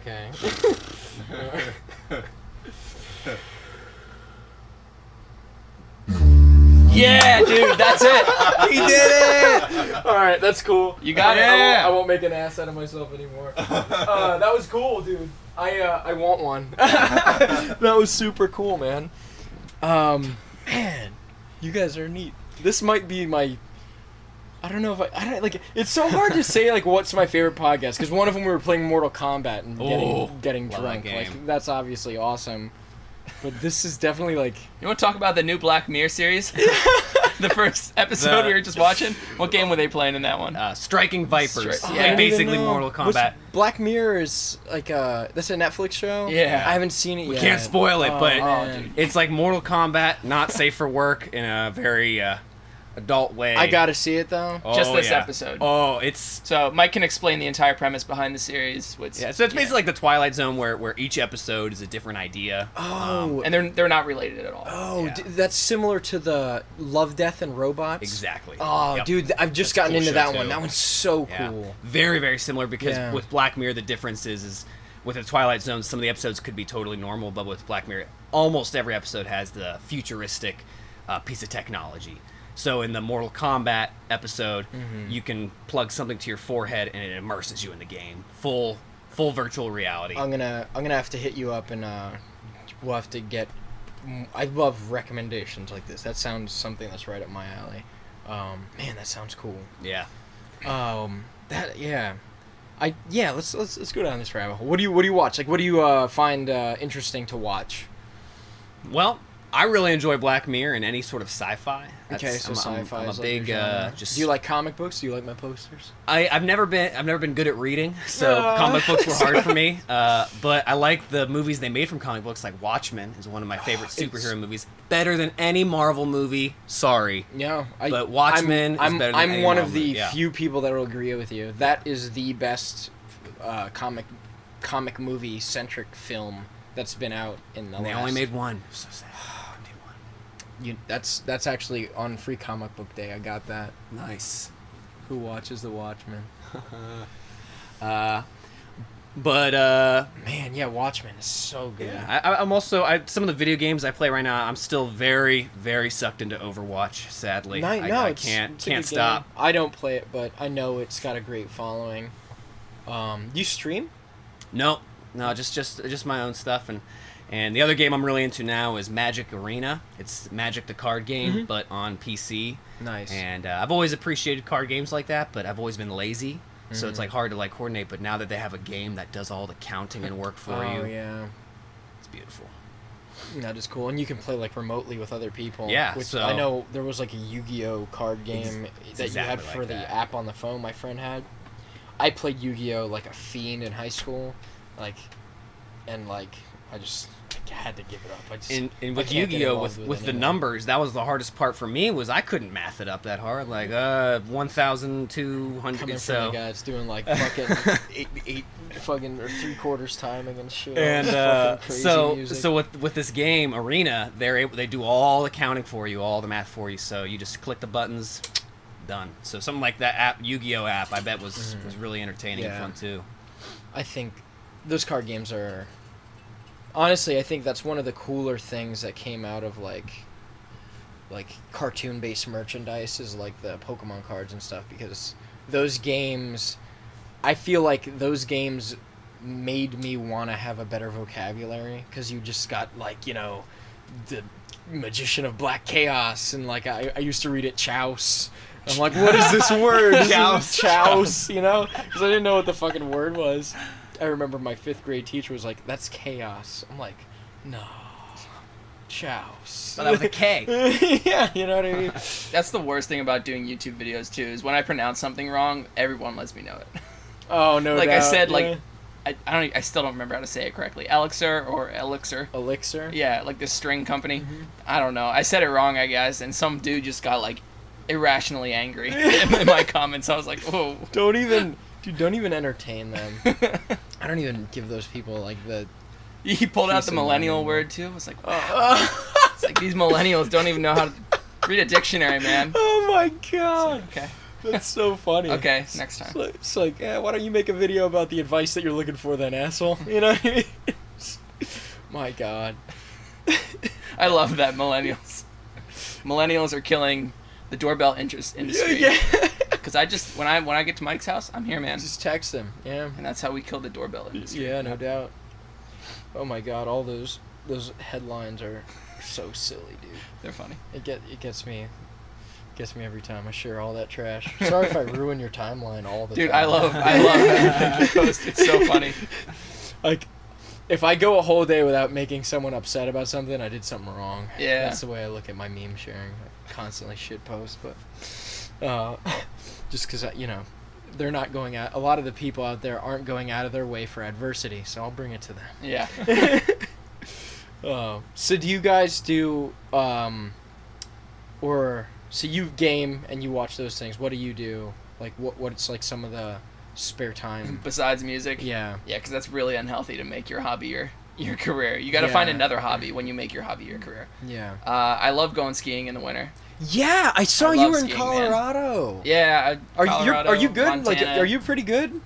I've been doing it my whole Yes. life. I Yeah. just really enjoy it. Yeah. I did snowboarding for the first time this year. Yeah? And I really enjoyed it. I ate shit dozens of times, but it was one of those things where my buddy that showed me, his name's Brady. Maybe you know him? Brady Cole? I don't know if that's his last name, but he rock climbs. I don't know. I haven't talked to him He's forever. like- I knew. He's Brady like your from high similar school. build. He's like a skinny dude. I'm pretty sure he went to Mifflin. He knows Ethan. Okay, then that must be him. Yeah. Yeah. Yeah. We rode together a couple Yeah. times, but that was in high school. I haven't seen him since. Yeah, he took me because he works at I think Blue Mountain. Don't Okay, get mad yeah. at me. But he was saying how I'm one of the best beginners he's ever seen, just because like I was picking up the concepts as much as I was eating shit. I just kept getting up. Yeah. I'm like, I'm not gonna let this beat me. But it was super fun. The snowboarding is what I tried. I did water skiing before. Is that similar? Oh man, I went water skiing a few years ago, and it was, I think it was a mental block for me. But it was Really? like really hard for me to stand up and trust it because I hate getting water up my nose, man. Oh! But I That's could do it, funny. and I was moving around, but in the end, I just did not want to hit the water. Yeah. I'm like, I'll do some pretty stupid stuff on winter skis, but Yeah. like when it comes to Yeah. when it That's comes funny. to doing something that I might get hurt, I'm a wimp. Yeah. No, I think I used to like avoid the winter sports because they always seem to be like rich white people Oh my gosh, sports that it's like so you know. expensive, and I don't know It how is, they're gonna yeah. keep it going for the next generation. Yeah. But I just and- found ways to work yeah. around. Like my dad brought me up skiing. I got free Yeah. lift tickets while he was doing ski patrol. Exactly. Like Eventually, I Brady got started me doing guest ski patrol. passes and Yeah. or a guest pass to try Yes, it, and yeah. I was like, I kind of fell in love with this. I'm And you not can gonna always lie. find I see why a way this to is get a so good awesome. deal on like a season ticket. Or Yeah. Like, Well, even in cash converters, like they have gear there. Like I'm Oh, about yeah. to buy like just like for $20 everything I need, like the mediocre boots and like Yes. a board that I can destroy. But yeah, it's snow. What do you call those things? Is there like Snow sports. Snow sports. Yeah. Yeah, they're as fun as they look like they are. Yeah. It's not one of those things where it's like, oh, this is stupid. Like, Yeah. You know, I don't and know why it's people what you spend so want much if you money. just want to like cruise and like enjoy the cool like still outdoors like that. Yeah. If you want to cruise through the woods or if you want to scare yourself, you can do that too. Yeah, the speed is insane. It's that was one of the coolest things, like learning how to stop. Like you really have Yeah. to trust yourself. Yeah. Like the first couple times, like I was going too fast. I just tried to eat shit on purpose. So like, I'd rather eat shit now than easier eat to shit lay at down. 5 miles per hour faster than Smart. this. Because it's gonna be 2 That's good seconds logic, yeah. before I'm at that speed. That was super. Yeah, that was fun. That's really cool that you're into that. I'd like to, if we ever end up in a situation where we both have Yeah. time free, I'd love All to right, do man. that with you. Just Sure. because, like, when I go with Brady, like, he's insanely good, and, like, he just Yeah. enjoys, like, having the little puppy following him. You know what I mean? Like, I'd Yeah. love to just be that, if you don't mind me struggling to keep up. Dude, I I'm enjoy all for it, man. watching the guys that are better than me, because I'm like, Yeah. I can be like you one day. Like, you know? It's, that helps motivate me. I try to do that with everything I do. I want to run with the expert as much as I can, Mhm. because that's the quickest way to get good, Yeah. I think. Cause Surround yourself with people that Yeah. are better than you, and the same Yeah. goes for music. Because they're going too. to give you the best advice, too. Yeah. You hang around with the noobs all the time. You're like, I think on YouTube said to do this. You know, it's like, oh, okay. Let me form this bad habit. That's cool. Man, there's this Instagram page you gotta follow. It's called Jerry Slams. A Jerry is just like a noob in skiing or Oh, man. snowboarding or whatever, and it's just. Sometimes it'll be people that are like really good, but they just have a really stupid fall. Yeah. Or it's just really eat silly. shit super hard. And it's- Definitely send me Yeah. a clip and I'll follow them. Yeah, That's it's super hilarious. That's cool. I am a Jerry. For sure. Yeah. Been skiing twice, probably never again. I'm too, Probably too never top again. heavy. Yeah. Couldn't skateboard, couldn't Oh, rollerblade, skateboard was bad for me. couldn't do any of it. I hurt myself so much skateboarding that I just gave up. Yeah, same. Yeah. I still have scars from it. It's just, the thing is, like, when you fall on snow, man, you bounce. But when you fall on pavement, you just You bruise. Yeah, you lose tear. skin. Yeah, you yeah. lose skin. Yeah, And that's what it comes to. It's just me being a wimp when it comes to getting hurt. But, like, I'll ski and I'll do some pretty stupid stuff. And in hindsight, I could hurt myself much worse. Yeah, I was gonna say you can do some pretty gnarly stuff. I know a guy that like blew his knee out doing snowboarding. Oh yeah, I if you don't believe. have a knee injury, you're not a skier. Or snowboarder. Yeah, like I Yeah, hurt my case. ACL 10 years ago. I still feel it. Oh man, did you get surgery? No, I didn't need it. I tore it a little bit, Mm. but it still acts up if I bend down to pick something up. Funny. Yeah, I ended up getting knee surgery from a parkour incident, and don't do parkour drunk. That's the moral of that story. That's a good story. It's a great story that lesson. I don't think I'm gonna mention right now, just because it's a long one. It's a dark time. Yeah, it was a great time actually, and that's the problem. So I'm kind of interested. You said you have a new EP coming out, Yeah, and you have it here for me today. we can show you a part of a track. Okay. Yeah. So, Do you have it pulled up? I have it pulled up on Dropbox. yeah. Or no, but I don't have an adapter. Or because an iPhone. I have this, but are we gonna be able to hear it, Joe? Just pull it up on the. Okay. Let's set it up and let it buffer for a second. Yeah, 'Cause it sometimes- should be ready because I left it buffer. Oh, nice. So Okay. We'll rewind. Let's let it play until halfway through, maybe. Sure. Yeah. It's basically it starts out with a rain drum, Mhm. which Mike can tell you about. It's a small frame drum that has steel shot on the inside. So when you stir the drum around, the small BBs rub against the head and create the man. rain sound effect. Do you have that hear. with you? Sadly, I don't. Man, It's big. Yeah. I have a song that I wrote recently that I need something like that for. I was thinking about just like putting a mic under an umbrella or something and just like Yes. letting it grab a thunderstorm. And man, another track on this album we recorded during a pretty gnarly thunderstorm, so there's natural rain and thunder in it. Oh, yeah. dude, that is so cool. It'll be cool. Another part in this. Are we getting comments? Yeah. Nick Solovich is in the chat. Oh, Nick Sokolovic is he's from a metal band that I was in called Scarlet Moon. Yeah. He was on. I don't know if did you watch the podcast at all? Yeah, I did. You Yeah. watched him on it? Yeah. That was the other band where it was two guys. Okay. He's Nick the Speedo guy. Is he saying anything of Well, he said, Joe, you're a hunk. fair How comment? does he know that? You're behind the camera. He's seen Joe before. The beard transcends space and time. Victor was saying he wanted me to try the Didjerido, but then Oh yeah. Well, we can get a clip of Joe trying it then. they're making a Watchmen show on HBO. Ooh. So Good to know. that's what Yeah, Victor cool. said. We're getting after that for sure. Rorschach is a man. Are you following the new DC universe that reboot? Trying to. Yeah, Some of them Dr. are Manhattan's hard. like the villain Yeah. now, and it's crazy. great. I watched this guy Comics Explained on YouTube. You ever watch his stuff? Mm-mm. He goes into it pretty good, and that's kind of what got me into it. All right, are we good? Anyway, Yeah, so you it's the wanna rain try drum. playing? There's a Yep, guitar with so all harmonics. It should be playing. and it's at full synthesizer and vibraphone. That's the gist of it. Is it It's all the coming way up? through? It's all the way up. And this is definitely our most chill kind of music that we make. I'm not really good. It opens It's very really quiet, slow, right? yeah. It opens really slow. It's very quiet in the beginning. Yeah, I'm at full volume though. Yeah, you see you do see the bars. They're really low. Oh, there's nothing. Here, you can grab it just to make sure. Yeah. It looks like we're getting something now.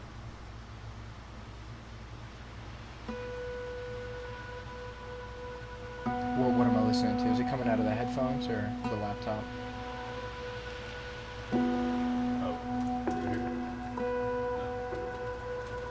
I guess we didn't think that part through. you guys want to hear it? Yeah, well, I want to hear it at least.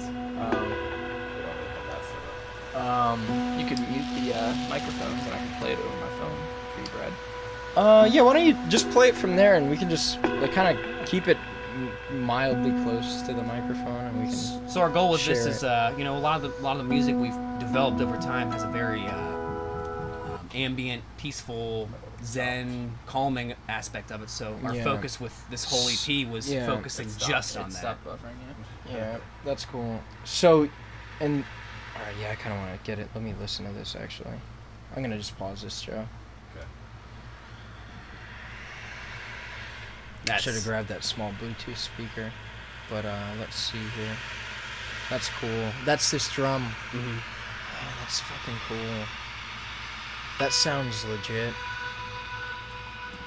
It's an acoustic guitar with a reverse reverb on it. I did. Just doing the harmonics. Yeah, in some, I put it in some alternate Closer to the mic, at or the like, bottom there.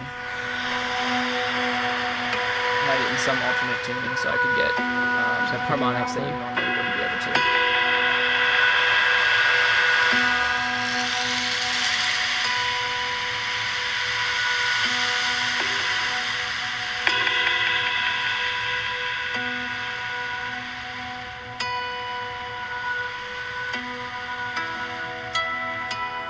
Yeah, your soundscapes are really tasteful.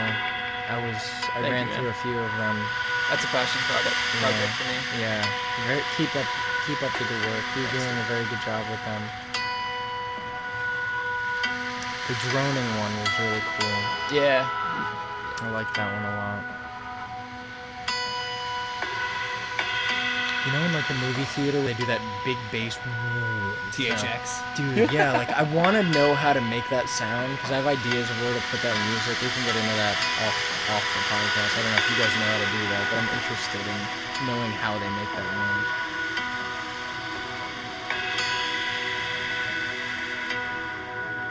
What instruments are you playing in this song? I was just stirring the ocean drum, and then our drummer is hitting all those beautiful cymbals he has, getting that beautiful Yeah, crisp sound. it's very, there's reverb on that, like a Yeah. lot on the cymbals. The reverb is the music. Yeah. Almost. And then you're just on guitar Yep. doing Just those doing that very harmonics. basic loop. It's nice. It's very tasteful.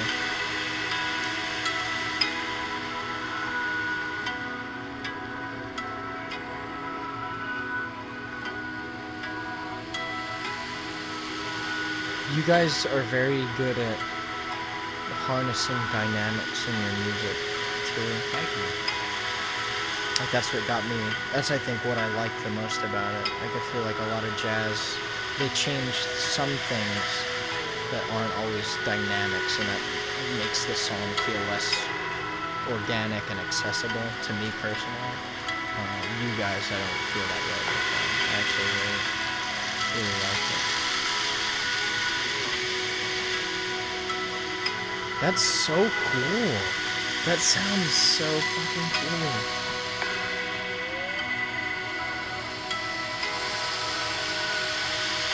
What's that like synth noise in the background there? Yeah. I Is that think- synth? Yeah.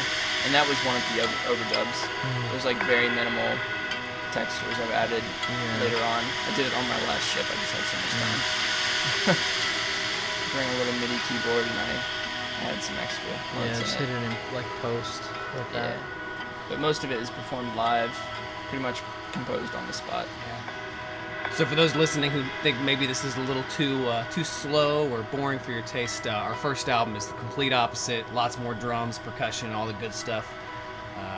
And that's on all the streaming, Spotify, Yep. Apple Music, Free to Amazon, listen to wherever. Pandora. Yeah. I think Even it's on YouTube, now. you guys have Yeah. videos. That's where I Yeah, found on our live your, videos. Yeah.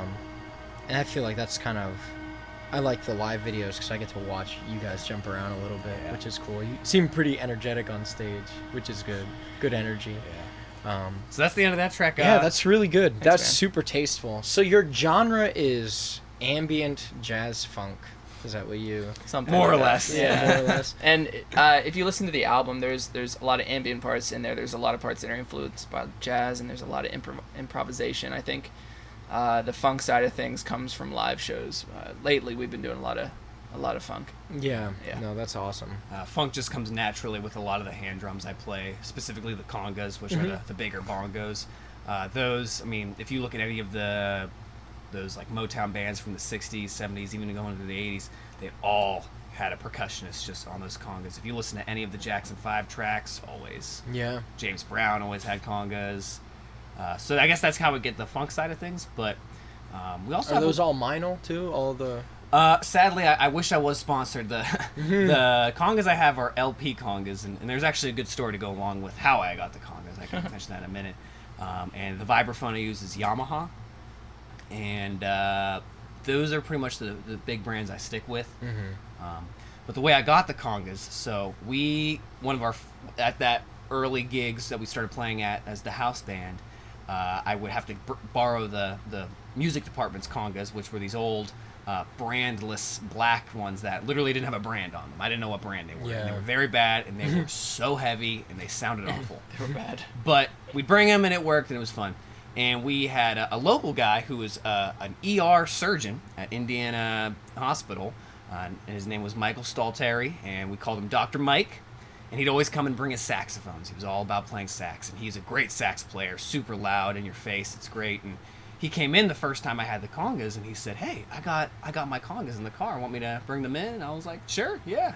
And he brings in these beautiful LP congas in bags too. They had bags for him, and so you knew they were premium then. I started playing on them, and I realized he hadn't touched them in probably close to months or years because the lower drum was tuned higher than the high drum. Oh man. So I asked him, I was like, "Is it okay if I tune these for you?" And he was like, "You can tune them." And I was like, "Oh boy."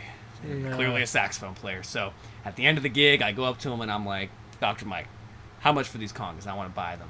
And he told me on the spot, he's like, "If you agree to play 5 gigs for me for free, you can take them right now." And he just gave them to me on the spot. Play gigs for him? Like Yep. in what capacity? So he'll host gigs where he plays saxophone and has a band behind him, and he would call me up and say, "Hey, I need a conga player." So I played 5 gigs for him for free, and to think that he just gave me over $1,000 worth of equipment the night he met me just because he loved how much I played just goes to show what a stand-up guy that man is, and Seriously, and how nice guy. passionate he is Yeah. for music. And I'm sure the ER surgeon helps with the money to afford, Oh, yeah, of course. afford crazy he luxuries has like that. lots of good equipment. But I always try to bring up that story and bring up that because a lot of people nowadays I don't think are like that, and I think that kind of kindness and that kind of giving mentality of just sharing what you have just for the sake of Yeah. making the art and music better. You know, I think people need to be more like that, and I always want to tell that story so people know how I got those drums Yeah. and how And the band maybe really that'll got inspire started. them if they have an instrument that they think someone else can use, like Yeah. or someone comes up to them and knows they can use it. Like I try to hold things that I know are valuable that maybe I'm not going to use, and I'll wait for someone that I know could use it, especially if I need to trade like a good or service because money's tight or Yeah. something. Yeah. Like I work in IT, and I'll be like, "Oh man, I'll do whatever IT work you need," you know, and in exchange for this, that, and the other thing, it's always good to barter, and I feel like you forge relationships and build synergy better that way. Oh, I'll yeah, bet you man. that's like a good friend of yours. Like to Oh, this day. absolutely. And he'll still call me up Yeah. and ask for gigs, and Still That's gig with awesome. them. and I try to tell him like, "Look, hey, don't pay me, please." And he'll still, after that 5th gig, I'm pretty sure even that 5th gig he paid me, but he is just such a kind person in that way, and he always sees us when we go up to Indiana and play, and he's always been supportive, and he just loves music so much. It's beautiful to see that in someone like him. Absolutely. Is he like classically trained on sax? Not at all, I think he literally just started saxophone because he liked jazz music, Oh. and saxophone is one of the easiest ones to start on. Oh. Sorry, any saxophone players out there. But he has all these different saxes, and one of the things that he does now, which is pretty insane, he'll play 2 saxophones at once. Oh my gosh. What? He'll put one in one end, the other. Yeah. Harmonize the notes. Yeah, It's and so cool. it's pretty cool. I could never do something like that, but you're very limited because you only have one hand on each Yeah, saxophone. It works So- out though, because if they're different saxophones, like I don't know why you would bring 2 alto saxes to the gig, but like he'll have a soprano in one hand and a tenor in the other hand, and they're exactly an octave apart. Or if he does an alto and a tenor, then they're a 5th nice. apart. So like whatever he plays, man, It's tasteful. it's it works. easily harmonized. Yeah, that's super cool. So Yeah. sax. Cool guy. Nick Sokolovic also plays sax. If he's still in the chat, he he's a big fan of Sergio Flores, the sexy sax man. Oh. You know who that Yes. is? Those videos are great. Yeah, no, they're great. He's highly influenced by that guy because he I don't know if you know about his Nick the Speedo Guy project, No. but look it up. Wait, does he like run a big pedal board? No. Okay. He just goes on the boardwalk in a golden Speedo, Okay. and just look up his Instagram. There's this picture floating around on the internet of this saxophone player with a massive pedal board in front of him, and he's got like a barefoot. You can see his leg. His saxophone's hiding his junk. He might be wearing a Speedo. I don't know. And he's completely naked except for the saxophone's covering his his crotch area. That's And it's like it's all blurry. It's a really funny picture. That sounds fun. Wait, He's before we out- go on from the saxophone, I will clarify. Saxophone is one of the easiest instruments to learn at not first. At first, yeah. Not of to master. course. So I apologize if Yeah. that was not clear earlier. Saxophone's actually what I Yeah. started on in Oh, really? elementary school. Yep. I played that up awesome. through high school, and then I decided to do percussion, and thank goodness I did, because if it weren't for changing to percussion, I don't know where I'd be. Yeah.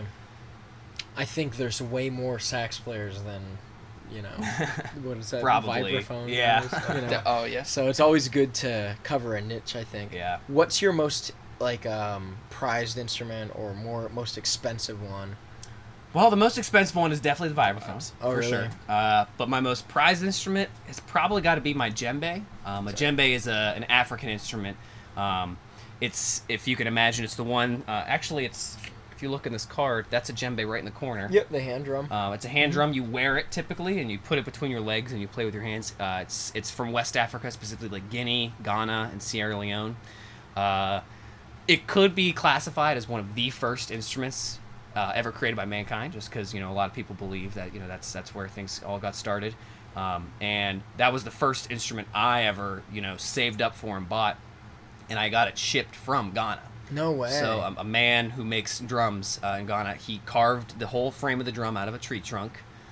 He braided all the rope to hold the head down. He unfortunately slaughtered a goat to get the goat skin for the head. However, the goat, his spirit lives, and every time I play that drum, If you want to make an omelet, you got to break some eggs, and man. he had to feed his family too. So the goat fed his family, and I had this drum is now almost 8 years old, and it's still in And the skin's amazing holding shape. up? Yep, That's awesome. And- how long is that supposed to last? about 8 years. Honestly, really? yeah. Okay. And it depends on how much you tighten it. But for me, that's probably my most prized instrument, because that's really the first instrument that when I first put it on and first started playing, I had such a connection with that instrument. And some people ask, like, did you name your drum? And I think that's silly, because the drum isn't somebody else. The drum's a part of me. And so when I put that drum on and when I play it, it's not something else. It's not the djembe. It's me. Yeah. So that I would say is my most prized instrument right now. Yeah, That's dude. When you awesome. play that thing, that's like 100%, 110% Mike. Yeah. Yeah, that's awesome. Mike at his most Mikeist. Yeah, is when he's it's- playing that thing. And it's one of my favorite things about it is that just the sound of the drum itself has such a aggressive sound, even compared to a conga, which is a very, very similar instrument. And it almost sounds like someone speaking, almost someone yelling at you, someone singing in a very traditional African way. Yeah. So when we very rarely do I bring it on the road with us, because I don't want it to get damaged. So Yeah, I and when he does, he seat belts it in the passenger seat, and he's like, "No, man, there's no more room You're in in my the back car. seat, Like, you bro. guys sitting on yeah. top of it. Nope. Like, watch the head. Don't crack it. How much was that? So to buy the drum and to get it Ship shipped it, here yeah. was about $700. Oh, that's not that bad. I was expecting not more too than much. that, actually. If you paid an American maker, make that. Just at the cost of living in Oh, America, dude, yeah. I'm sure that would be $3,000. Yeah, Yeah. easy. And it's very heavy because it is just It's a a tree solid, trunk, yeah. solid tree trunk. No glue, no screws, nails, nothing. All handcrafted. And Do you have a picture? Kind of I do on my Instagram somewhere. I'll have to find it. I think. What about you, Alex? What's your Most most prized- valuable or most prized instrument? Most prized instrument for sentimental reasons has got to be my violin. I started playing violin in college, and I got this thing from the guy that I got my viola from years ago, and this was the violin before this current one. It was like 250 years old. It had been smashed and reconstructed, Whoa. and it was a good instrument for what I paid, which was $250 too. Yeah. But the amount of work you had to put into that thing to get it to sound good. So like a good violin is an old violin, right? This one that I have now was made new by the guy that sold me my viola and that violin also. And he's a maker in Reading. His name's Joe McDevitt. He runs Fagley's violin shop. So I have a Fagley viola, which is his predecessor, his violin maker predecessor, and then a Joe McDevitt violin, which is like one of his around his 15th instrument, I want to guess. He's made a couple instruments by then, and it has like my name on the inside and everything. Was made for me. That's a special instrument for me. Yeah, I love that thing, and I don't get to bring it on the ships when I go. Like I'll be gone for 5 months on the next one, and I really miss that thing when I go. Oh, it's just not worth it to travel with. No that doubt. Special. So how much did it cost to get that custom made for you? I shouldn't reveal the price because he did a special deal for me. Okay. His instruments are going for $6,000. Oh wow, that's awesome. And that's what it takes to support a of luthier. course. Well, yeah, if you're gonna do Trained custom luthier. pieces. Yeah. I actually plan to have a luthier on, who just the other night sort of auditioned for my Celtic band. Yeah. And he's a good friend of my penny whistle player, and he brought a guitar he just recently built. Like it's a boutique, like his first that he's actually going to sell. Nice. Because he teaches how to make guitars, but he's never gotten into like the boutique market. He was telling me, but this was the first one he ever made like to sell. Yeah. And it was deluxe. It felt clean. Something about like a traditionally handmade instrument. Yeah. I'm having a custom guitar made right now. From where? Agape Guitars in Morgantown, West Virginia. Oh. So actually, I met this guy at the Reading Guitar Expo in 2017. Just before I started my first job on ships, and I played. He had like 4 or 5 of his guitars that he brought there with him. His name's Rich Chaffins. Really nice guy too, which is another good thing about being a nice person is that people want to support you and what you do. But I played all of his instruments, and each one blew me away. There's one in particular that blew me away, but it wasn't quite like what I wanted it. The neck felt uncomfortable for the kind of style that I like. And I had a couple ideas that I wanted to put into this thing. So this is a completely custom instrument made by him. It's going to be a semi-hollow design with vibrato bridge on it, a piezo pickup. That's one that I never know how to pronounce. Yeah. I always say PAs. I was just thinking about that when I said it. Someone else is going to say something. Someone's going to get yelled at. P90 pickups by McNally Pickups, which is another small company. I think they're in Canada. It's probably wrong. But I wouldn't know. And it's got a baritone circuit in it too, which is it's basically like the opposite of a tone control. It'll cut bass at certain notches, so it's a variable switch with usually 5 or 9 selectors on it. You put different capacitors in there, and if you leave it wide open, it works like a normal guitar. You click it on the first one, it's usually not so bad. It'll cut a little bit of bass, and by the time you turn it all the way, you're just getting like a really direct treble sound. So if you know that Grant Green tone. I don't know who that is. You'll have to send me some yeah. stuff. Or like B.B. King. Oh, okay. Lucille Yeah. had a baritone on it. Yeah, so it's just a really cool sound. You can get some unique stuff. No, And like super on a cool. clean sound doesn't sound that good. Gives you like definitely like a very cliche old blues sound. But if you put some overdrive with it, it's just this crazy mid-cutting sound that just it makes it sound like you have a wah pedal on halfway. Yeah. And it just stuck right there. That's cool. Yeah, and That it is cuts cool. through anything, man. You'll hear that thing. Any mix. Yeah, I'm curious to see that one. And That one will be done. That one will be done soon. Oh, nice. Cool. Yeah. I hope I get a chance to see it sooner than later. Yeah, it's gonna be bright and red and sparkly. Nice. Yeah. Kind of like your Gibson SG that you just got. That got ruined. Yeah, Yeah, that got ruined? What happened to it? I had to get warranty work done on Yeah, it. and yeah, I remember A Guitar Center in seeing- Monroeville just destroyed it. Oh, what? What the fuck? Yeah, I asked them to if What was the warranty work? It was like doing so a there weird was noise, electronic popping noise, Yeah, there was right? electronic issues, and also the fret ends were just in typical Yeah, they Gibson were- fashion. yeah. They were just really sharp. Yeah. And so I asked him like obviously the electronic thing. I didn't have a doubt in my mind that would be covered under warranty, and I handed it over to him.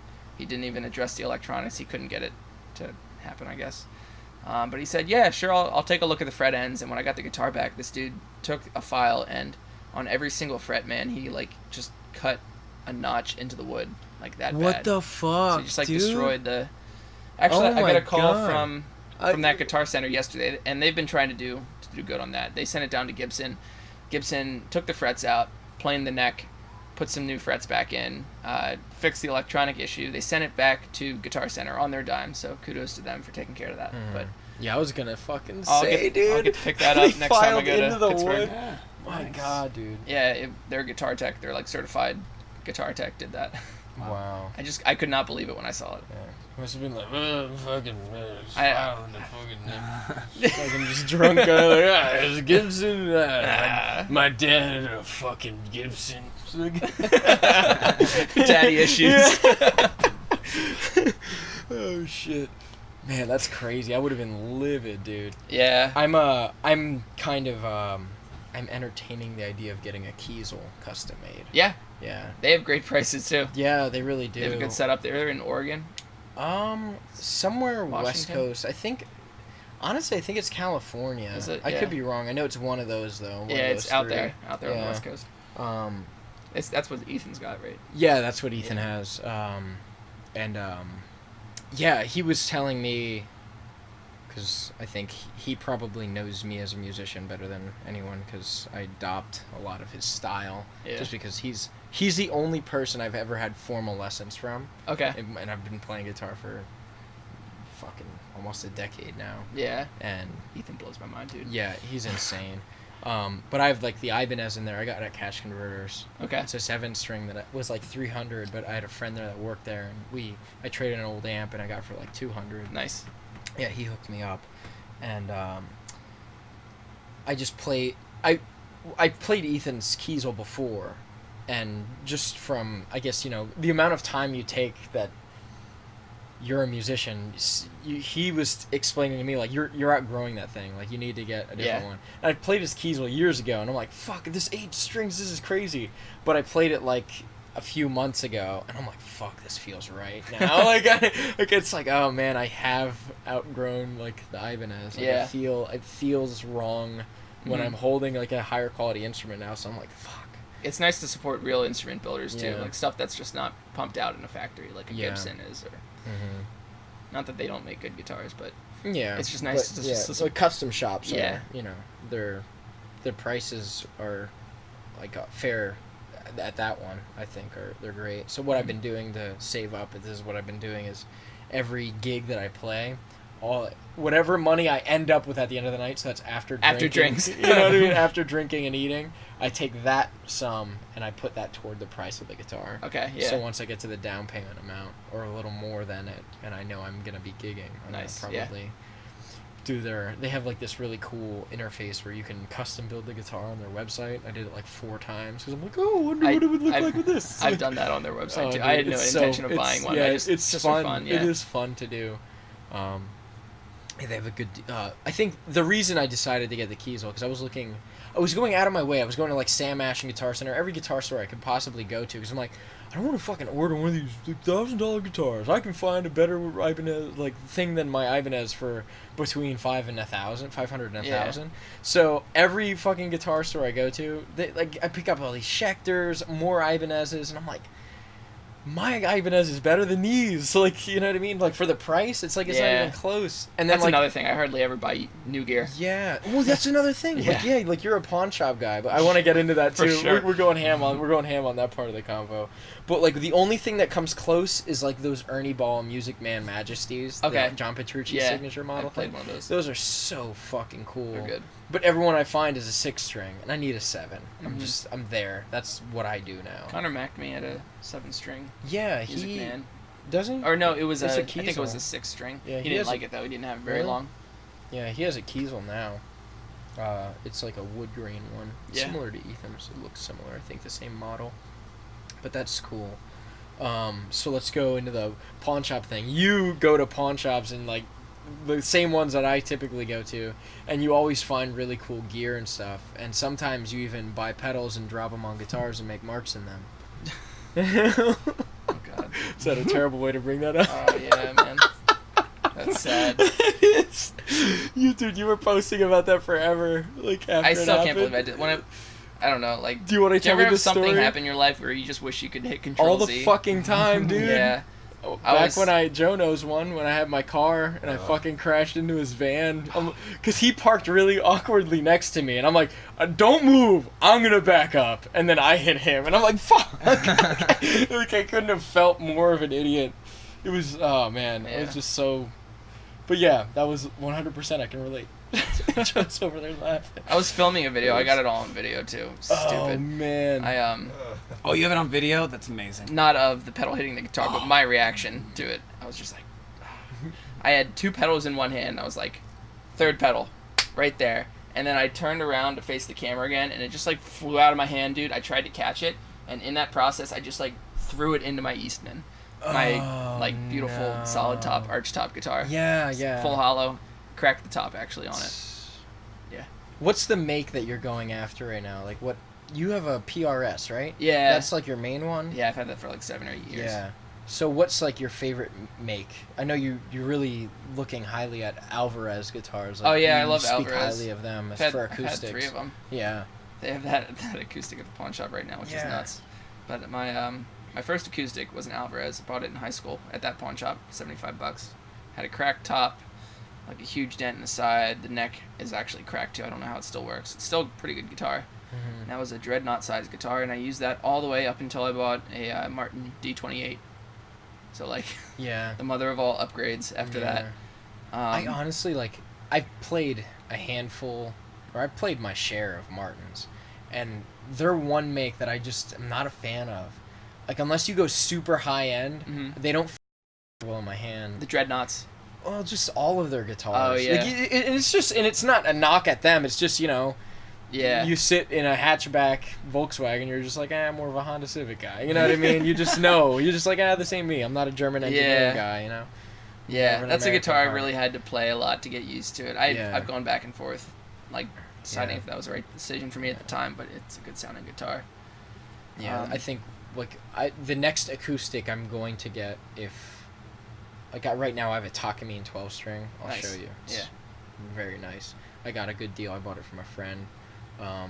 But the guy and the luthier I'm gonna have on, he does the custom build shops. I want to build my own.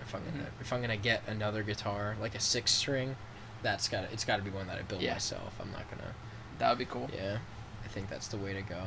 Actually, the guitar you heard on that recording was an Alvarez, like a $400 parlor guitar, small body. And that's the thing about those. Alvarez's are nice. Yeah. You ever play a Crafter guitar? No. The first guitar I ever got, they're like a Canadian make. It was like $100. I got it in Fort Lee, Virginia, like near Richmond. Okay. And that guitar was so awesome. And then one of my friends, like a few years after I bought it, stepped on the headstock while it was on the floor, and it cracked the neck, but like it wasn't detached. Yeah. And it still works, but I ended up selling it just because like every time I looked at it, I wanted to punch myself in the face after punching him in the face. Yeah, so I'm a big fan about Alvarez. I used a classical guitar all through college from Alvarez. I also really like Eastman. They're making really good guitars for the money, man. Yeah. And they're not made in they're not mass produced in a factory. And even the cheaper ones, they're handmade, like hammer and chisel. Yeah. Carving the tops on them in Beijing. Yeah. Really good guitars. They're making electrics now too. That's cool. Do you have your pedals here? Yeah. I kind of wanted to have those on the podcast. You want me to go grab them? If you want. All right. We can get the stickers out if you want to do that while you're grabbing them. Yeah. All right. Yeah. So that's a perfect segue. So this briefcase is badass. So we got the how 1980s is this right now? So we got some goodies here. So you have the album here, man? Yes, and we'd love to leave one with you here as a gift for having us. Please and thank you. From they even have the. Do you have one that's open, so I don't have to take one of your? I don't know. I like to ask in case there's you know what? Actually, this is one we're trying to get rid of because. No, we got them all. They're all with that little Band-Aid. No, before you get over here, let me close this up. Yeah. So you grab some stickers. Finally, pawn shop. A band that buys stickers so they can. Oh yeah, is that a pawn shop suitcase? Goodwill, close enough. Thank you. Yeah, close enough indeed. Really an expensive suitcase. Yeah, $5. dude, it's bad. I'm sure brand new it wasn't that. Yeah. So we'll start with this good orange one. New logo too. Inner So Urge. this actually has like this is a download link or like a Yeah, so code? that person that says, "Oh, I don't have a CD player," no excuse not to buy them. Yeah, you can get it on your seriously. computer Yeah, then. exactly. That's awesome. Going for And it. is there a different one every time? Yeah, go for it. Go for a new spot Place right it. there. Yeah, That's a yeah, good spot. Yeah. Good Some thinking. fresh real estate. That's my left hand. What am I doing? Yeah, take your time. We could be really aggressive and cover up. the So previous sticker, each too. of these is different then on each CD. Yeah. That's cool. Okay. Yeah. I'm not gonna show you all that. Someone on the live stream's gonna steal it. Yeah, seriously. Yeah, so we this had is a nice. Who did the art? one of Jesse's good friends. Who's Jesse? Jesse is the drum set player. Sorry. Okay. Yeah. A friend he sorry, I had didn't know. from back when he lived in Lancaster. So she painted this thing. We just kind of told her like to go with an abstract kind of feel. I like and it. and we know that like that's what she's good at, and I think that's important when you commission work, is you know what that person's good at, have them do what they're good at. You know, Yeah, like don't try to like yeah. tell them Like, an this is where- abstract artist to Yeah. try and create like a portrait of someone. Yeah. Like Well, this is a design I had. Someone that does tarot cards. I'm like, take that, and I'm gonna give you like this was my buddy does cosplay, and he did the guy from the Defenders, not the Defenders. What's it called? The Guardians of the Galaxy. What's his name? I can't remember. I can't believe it. I'm sorry, I can't help you. The guy from Parks and Recreation. Oh, Chris does it. Pratt. Yeah, Yeah. I can't remember the character's name for some reason. Star-Lord. Star-Lord. My God, why didn't I remember that? But yeah, he cosplayed Star-Lord, and I had a picture of him like with a laser, and I'm like, I'll put a sword in his hand, and then I'm the bard with the guitar in the back, and then the bow. But I'm like, yeah, dude, like just go ham, like whatever you come up with, like make us kill some monsters, and they just fucking said done, bam. So that's super cool, man. I really appreciate this. I'm actually gonna throw this in my car. I'm gonna be banging this all week.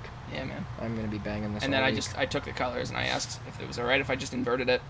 I came up with a couple different options for how I was inverting the colors for the inside, on the of the inside. CD. That's yeah. super cool, man. And that's Is one I this like the best. this is your first album? Yep. Okay, cool. Only one at the moment. Yeah, I'm until the definitely next one comes gonna out. give you my opinion on that one when we are. Let us have it. through here. Yeah, I'll give the old hard review. Does Bandcamp let you comment on stuff? I feel like. I don't think so. I don't think No. Bandcamp does, but I think you can on SoundCloud. Yeah, Yeah, you can yeah. on Oh, Bandcamp. yeah. Yeah. On Bandcamp. Yeah, if you have an account, so you Cool. can leave like, yeah, because Ethan has comments on his albums. Yeah. Cool. I think I've thrown comments on Ethan's stuff. We're not worthy. Yeah. But that's cool. Break this thing out, man. All right. I know you have fun talking about this. So I like, love it, yeah. like every time you have this. Oh my God! You make that out of wood?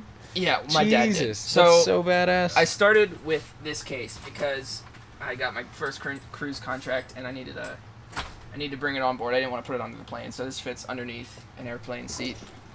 And, I'd originally had someone build a custom pedal board for me to fit in that case, and it didn't fit in the case.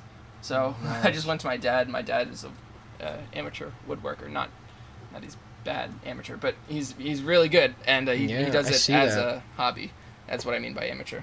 What's that about? Keeping the licks fresh, the Altoids, yeah. Yeah. Guitar picks. That's awesome, It's man. fresh. It's nice. And, Keeping the licks fresh. That's awesome. So I use the first input here for my guitar. That's where my guitar enters. This is for headphones, if I need to practice with it. On the other side, I have the power routed to the side, just an IEC jack Oh. switch, That's so. and then stereo output. And with the Helix, it's really easy to go stereo because I just have my amps digitally modeled in there. I was using a volume pedal for the longest time, and then I realized, well, like a month after I got this volume pedal that I thought was really great, it was crackling like crazy. So I switched to an expression pedal to control a volume parameter in the HX stomp. Can you, Joe? Why don't you put this camera and then why don't you hold it like this, Cool. just so, yeah. All right, A little bit so higher. You gotta. yeah. It's heavy. Want me to hold it so you can? Yeah, you can point to just it? you can leave it on your lap. It's heavy. Oh yeah, okay, that works.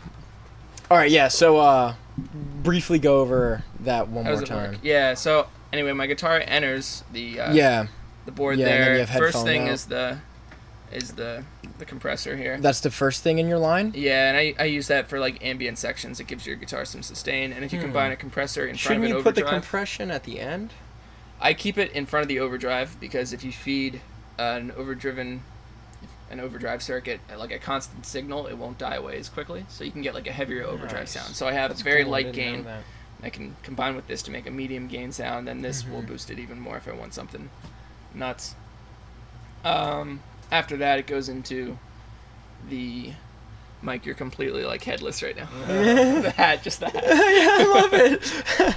That's awesome. So this is like my wild card slot. I'll switch this out for whatever. I have a pitchfork in there right now, which is an octave. Yeah, you did. That was one of the pedals you had on that octave video I just watched. This is my wife's actually. But you were saying the pitchfork's the best one of the. I think it's the most useful. I think. Yeah.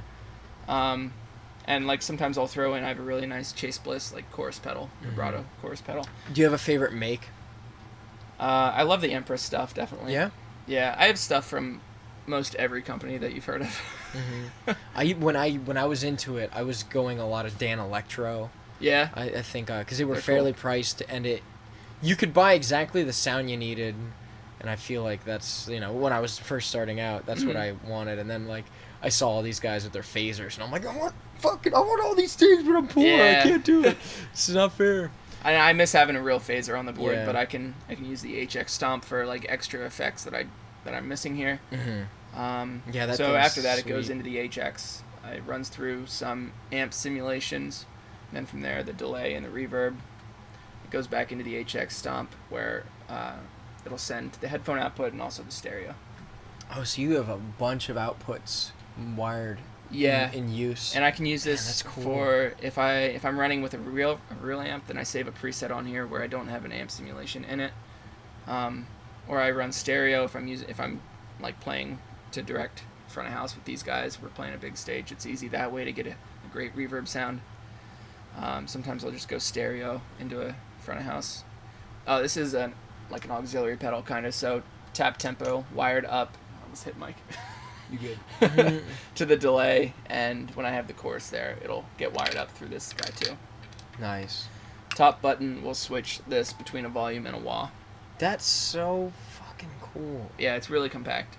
How this has a control that you have plugged into that? Like how does that This feeds the Helix, and then this also controls goes to the Helix? Helix. Oh, So man, if I have that's so I have a wah patch on here, that'll be the wah. Or if I use it as volume, that'll be volume, and then that switches between wah and volume. That's cool as shit. Yeah, because a wah pedal takes up a lot of room, and I don't use it that often. I really appreciate how well put together that is. Like there is a serious aesthetic to that, and kudos to your pops, man. He did an outstanding job on that. Yeah. He did the wiring too. I did the wiring. Yeah.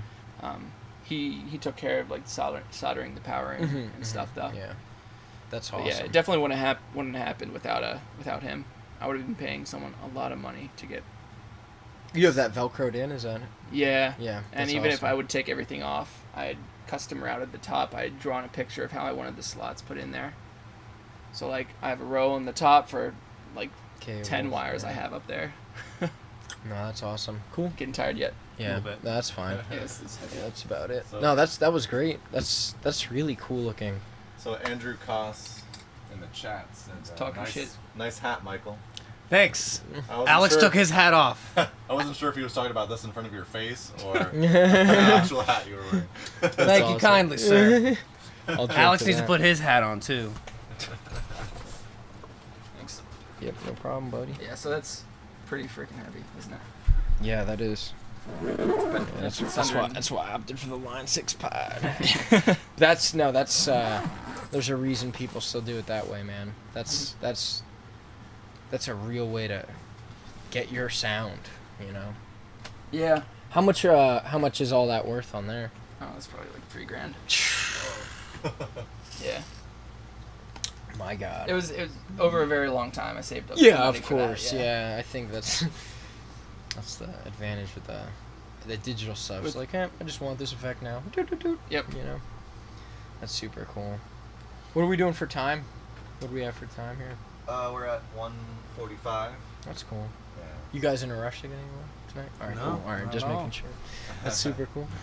So let's talk about where are you influenced from? Like what bands are you listening to, like historically and maybe like currently, that influence your writing now, or like for the band? Big one at the beginning was Snarky Puppy. Yeah. Just a great instrumental band. A great instrumental band that makes people dance and that is really accessible jazz music. Another one of the first ones, I know because I'm pretty sure we've all seen them at this point, Hiatus Coyote. A little bit of a different style, but I guess the overall just feel of their band goes for that. I know me personally for vibraphone, I really like the band Tortoise. Yeah. They have a vibraphone player. I'm also a big fan of Gary Burton, Chick Corea, any of those guys back then. They're pretty popular. And I think one of our more recent, I guess, on the ambient side of things that I know all four of us really appreciate is Brian Eno. We're a big fan of Brian Eno and all of his ambient work, and how he made entire albums of just ambient music is kind of what inspired us to make our album just the ambient the stuff. new EP. Yeah. Man, and Brian Eno was like, he was on so many records that most people aren't aware of. Like, he worked very deeply with David Bowie. Yeah. That's awesome. You guys will have to send me some of that stuff, 'cause Yeah. I didn't really recognize many Yeah. of the So things you his mentioned. first like popular ambient album is just called Music for Airports, and the whole like lore of it was that like he was in a hospital in a foreign country, and he heard on the radio there was static on the radio, and he heard that's all he could hear for like the amount of time he was in the hospital. So he wanted to try to make music kind of sound like that, and on the way back he noticed how chaotic airports were, and so he had this idea of making music solely for just the calming and almost ignorable quality that ambient music can have, so for airports. And I think it was in the 70s when that came out, and it's very crazy to listen to now and think about where it was then and how it is now. But I know my dad had that on vinyl, and that was my favorite record to put on. You just put that first side on, and it was just immediately that first note, just takes you there, and you can just like lay back. Sit in the lazy boys. Yeah. That's awesome.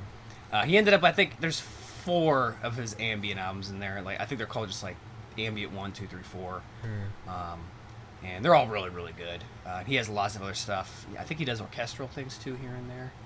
I'm trying to think of other bands that we've listened to recently. A big ambient influence for me, and like why I started doing those soundscapes that I post that you mentioned earlier. Andy Othling has some amazing guitar work, just guitar pedal board Yeah. work online. He's got like 50 or 60 soundscapes right now, but and he plays with a lot of different groups and like prog groups and stuff, but his solo music is really what attracted me to it. He has a group, it's him. It's his name for his ambient project. It's called Lowercase Noises.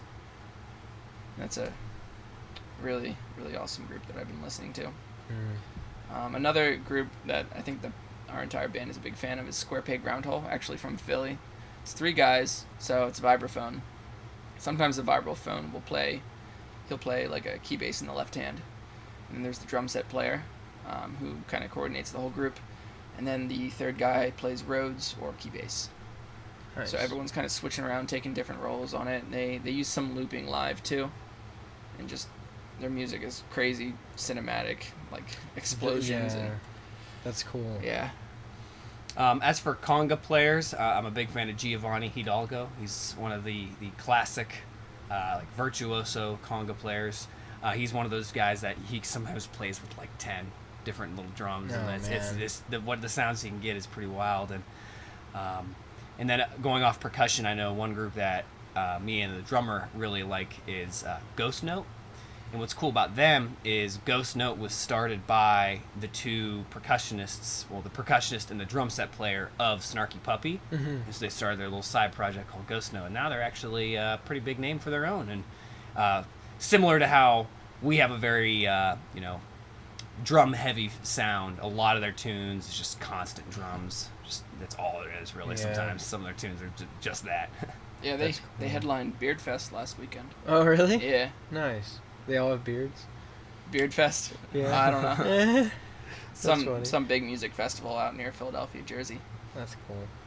And I know one, just not even, I guess it's not a band, but just a realm that all four of us have a good connection with is just orchestral and concert band music. You know, that's what we all really grew up in, and that's just something I know all four of us still, even though we all are in a band and, you know, they do the cruises and I do a lot of drumline stuff, we still all have our roots in, you know, concert band, orchestra, you know, wind ensemble, whatever you want to call it, just big band group style, that kind of stuff. I love to death playing in orchestras, but like it's just not what I'm good at. Yeah. But I do love it. Yeah. How much is a vibraphone? It has a big range. So that one I got used for $2,400. Jeez. Yeah. But you know, one of All the things these you guys got with their crazy expensive instruments. Yeah. Like, One thing you got to consider with the vibes, at least, is just the metal content alone is about, I'd say, over a couple hundred, and just. You know, what is the metal on the top? What is that? It's an aluminum alloy, so there's like other stuff involved with it. I know, but a lot of different bars have different materials that are made from. I know, unfortunately, with that one, even though it's made of metal, they can still crack and get damaged. Oh, no doubt. So if we end up playing it later, you'll see the one note is very out of tune, and there's nothing really I can do about it besides replace it. Yeah. But we've embraced it, and sometimes we intentionally avoid that note. we avoid B flat. That's funny. That's cool. But with that instrument, you know, there's a interesting story to go along with that. I bought that almost 2 years ago now, but about 6 months before I bought that instrument, I was going to buy another vibraphone from a different brand. I won't say the brand, but definitely way less quality, way less high quality. It was still used, and it was not that much cheaper than the one I was going to get there. So I'm driving to the music store to go get it, and the guy calls me. He's like, hey, I need to spend like another extra hour or so working on it. Can you like kill some time before you get it? I'm like, sure. So I pull around this parking lot, and because I had to pull around, I ended up in the situation. I got in a car wreck, and I wrecked my car. And it was crazy, you know, at the time, thinking like, oh my God, what just happened? Like, I'm about to just kill $2,000 on this thing, and I just demolished my car. And you know, it's one of those things where it's like everything happens for a reason. It was a blessing in disguise, because if I would have bought that instrument, they stopped making it. So if anything were to happen to it, I would have been SOL. And this one is far better. So, you know, just one of those cool stories to think about how, you know, life works in interesting ways sometimes. Yeah.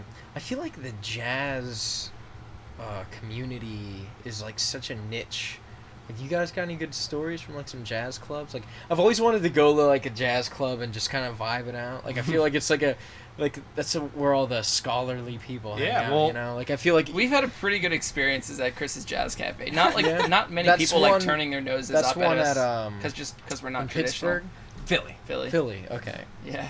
And last year we played there. A patron decided to light a joint inside the venue.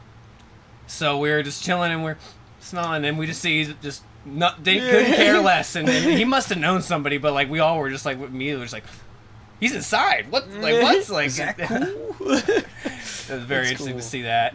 Nobody said anything. He finished it. You must have known a guy. He finished it.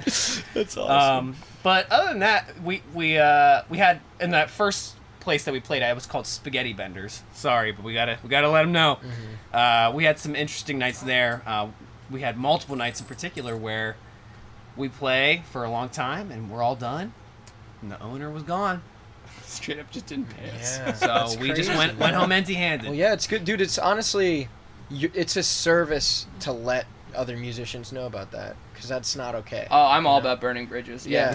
I'm all about it. I should have named the band earlier. Yeah. Don't do it. Don't do it. I don't stand for that, man. Yeah. And like we played at Chaplin's last year. Completely terrible situation. They're a venue in Spring City, and just the booking agent did not know what he was doing. Could not communicate anything clearly with anybody. Well, it's a shame too, because if you're traveling out of town to go play this thing and you're expecting to get paid, come on, man. Like, you're spending a whole day traveling and coming back and playing for them, and you're getting nothing out of it. Yeah, like where's the contractual, like, they're not having you sign anything, like, oh yeah, what's your rate? Oh, this, that, the other thing. Put a deposit on the band so we don't like drive there and then drive back with nothing. Yeah.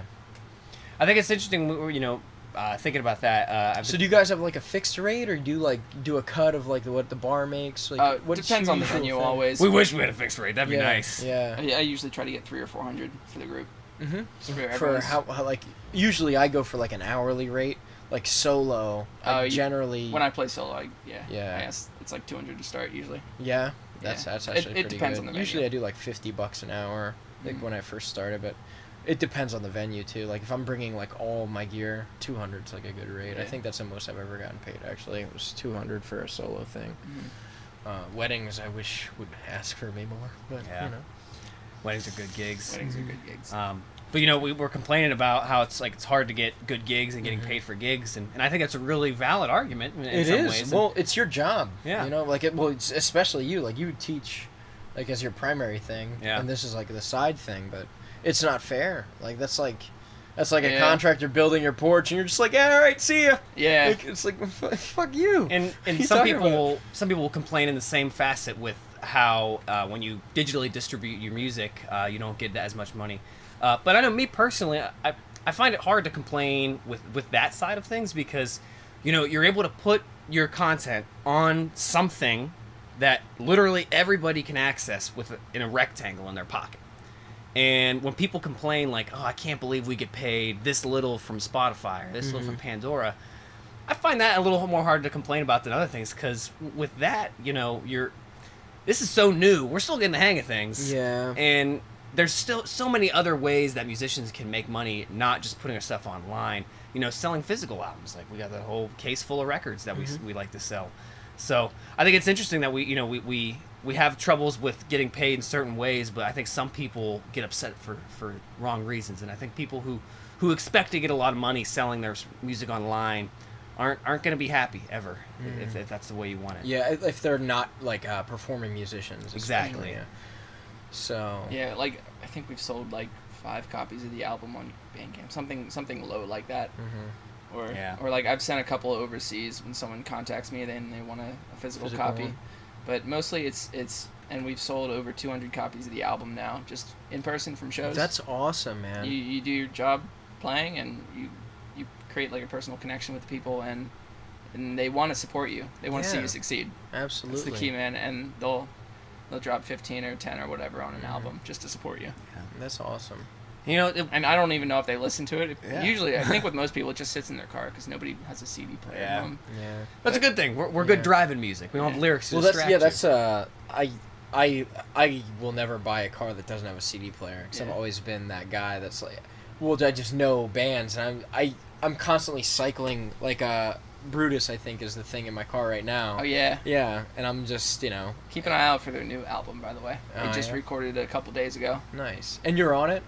Not yet. They sent me the yet. tracks. We'll see what happens. Nice. But okay, cool. I'm excited. I still haven't listened to it. I'm excited too. Yeah, I'm hoping to have Zach on sooner than later. Well, I have to talk to him next time I see him. He's friends with the previous guest I had on, and I was talking to the Bones, the last guy I had on, and Zach was at the bar, and I'm like, I'm gonna have you on soon too. He's like, all right, cool, man. You know, that's how he does. That's how he talks. Like Zach. Whenever you're ready, man. You know, it's chilling. Such a cool dude. I think the community in Berks County of the musicians, I think honestly we're pretty well supported within people talk shit on music in Reading all the time, but it's got a pretty decent music scene. I think so. And I can say that because I've been living in Johnstown for like a year or two now, and Johnstown is desolate. Yeah, I believe it. What about Pittsburgh? Is that like Pittsburgh's cool. Is that a hotbed? What's the big genre out there? Like obviously in Philly you have a lot of like DJs, and like electronic music is huge, and I'm sure rap is big. I wouldn't know because I'm not in that. It's a pretty wide variety. I know the jazz community is pretty big in Pittsburgh, mostly because Duquesne, Pitt, and CMU are all universities right downtown, and they all have excellent jazz programs. But I know there's a big community for like SoundCloud rappers and stuff like that. That's a big thing I'm seeing now of people who will be freestyling the street, and if you just sit and listen for one second, like take my CD, SoundCloud, check me out. Giving it pretty away, much, yeah. Yeah. My friend and I, we used to busk with our djembes down on the streets just for fun. We didn't do it for anything seriously. 3 different guys came up to us and were like, "Oh, you guys musicians? Take my CD." And they just gave. We're like, "All right, it's cool." aggressive. That's funny. So aggressive. I've had people give me their CD and then try to sell it to me after they handed it to me. I'm like, no, man. Like $5. I'm like, no, like I don't even like listen to this genre probably.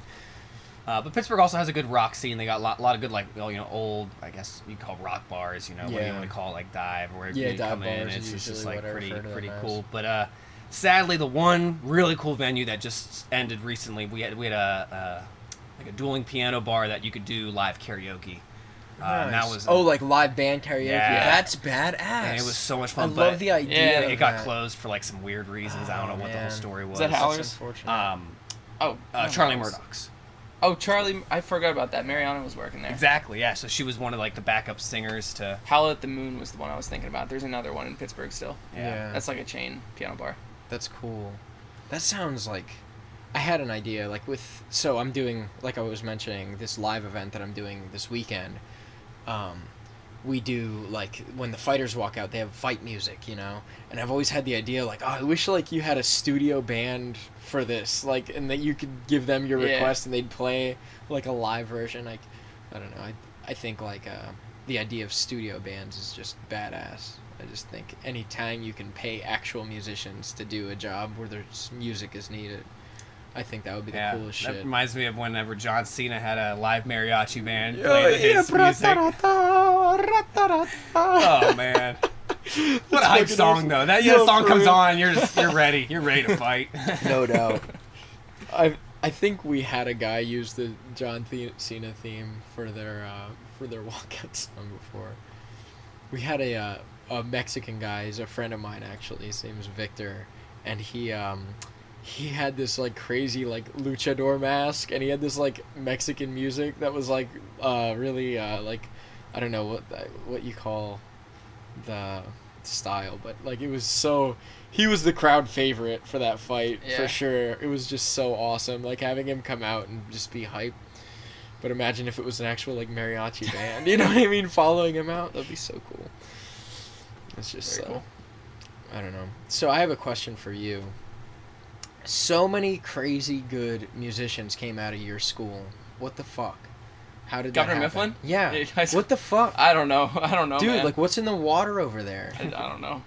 Like Fluoride. you, Ethan, even Connor's pretty good. Connor's like, really good, yeah. Yeah, man. And like there's other ones too. A couple other people like Brady's even good. Like he plays piano. Didn't even know he played. Dude, he's fucking good. I don't like. Who else is like? Were you guys all in the same year of graduation? Like, did you all graduate in the same class? Let me tell you about. Tell me like what's the common factor here that made you guys all decide music was your thing at just least? the Like community that's supportive of the I want to arts, know what the man. catalyst was. Like, I wish we think could just make more of being fortunate enough to be in a community that the arts Yeah. are supported in, like that. Governor Mifflin did have a good music program. Connor, I think, sang in like the choir, I want to say, but Ethan, I don't think was involved with music at all. I don't know. Well, he said He's he one was of in those the people music class. Oh yeah, he took like the theory Yeah, class. Yeah, he said he was teaching it. Yeah, basically. Yeah, that was rough. Yeah. There's a lot of good musicians. One that comes to mind, his name's Nate Ballot, 2 years older than us. He's a finalist for this saxophone competition, like a national saxophone competition, like one of 5 finalists. The Michael Brecker competition. That's Wow. badass. Yeah. He lives in New York full time. He's a musician. He's a finalist. No, that's world class. Yeah. Yeah, and it that's came world- out of your school. Actually, it's not national. It's international. There's people Yeah. from like from France. Yeah, I and, believe it. That's Yeah. insane. yeah, it came from Governor Mifflin. He's 2 years older than us. I wish I could have I wish I could like have like some time machine glasses and I could like see like how are they doing this? What happened? Yeah, what happened What here? the heck happened? Where's the mutant X gene that made all these people like turn into these crazy musicians? Yeah, all you guys are like incredible. Not to say there's no crazy talent that came out of Reading, but like our sample size was exponentially greater than yours. I don't understand how the concentration of talent ended up there. Like, what year did you graduate? 12. 2012. Yeah. Man. What about you? Same. Yeah? We all 4 of us are same class. Yeah. That's cool. That's cool. So, you all graduate. You went an extra year to IUP. Yeah, in college. So you got a degree in performance? Like, Yeah, how does that and that work? was just like sounds cool. That was just like an aside. I finished my teaching degree, and I was applying to grad school at the time.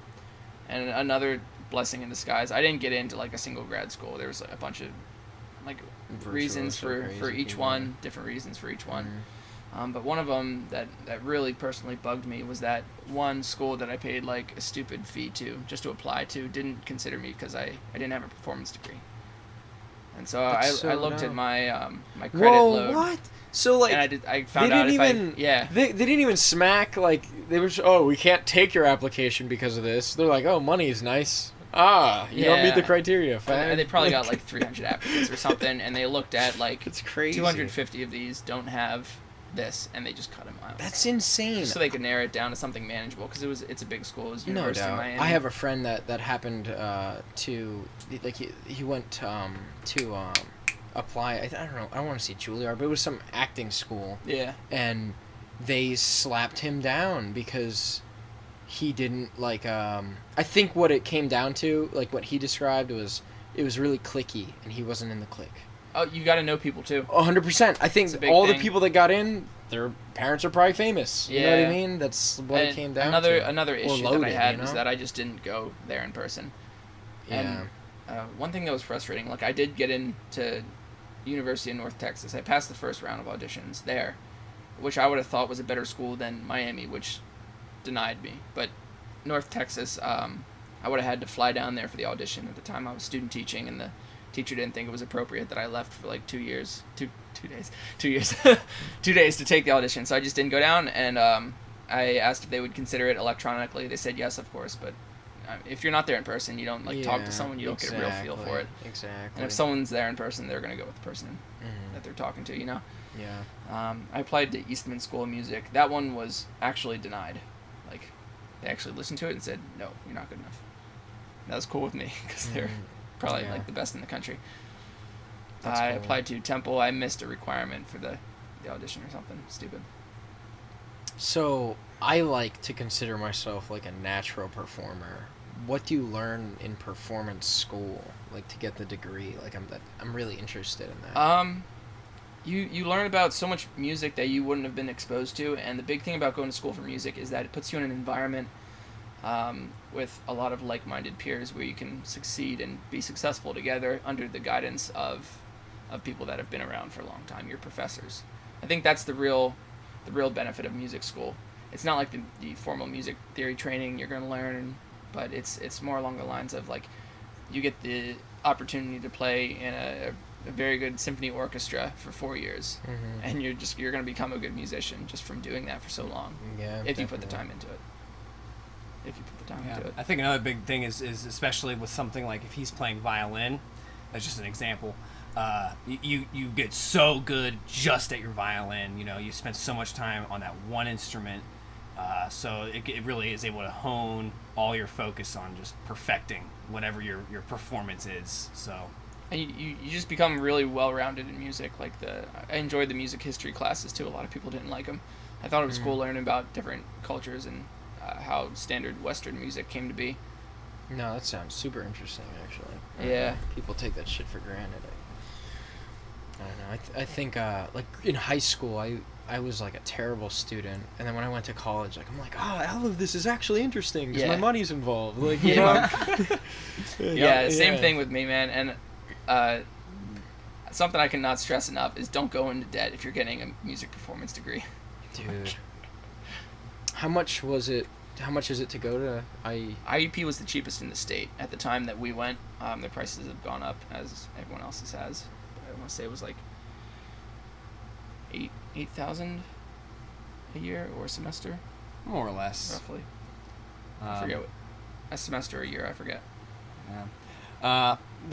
What was nice with getting the ed degree was you got to learn a lot about all the instruments. So you have to take class brass, learn all the brass instruments, learn all the string instruments, learn all the woodwind instruments and stuff like that. And then part of it is they teach you how to teach. I guess the word is like pedagogy, teaching how to teach.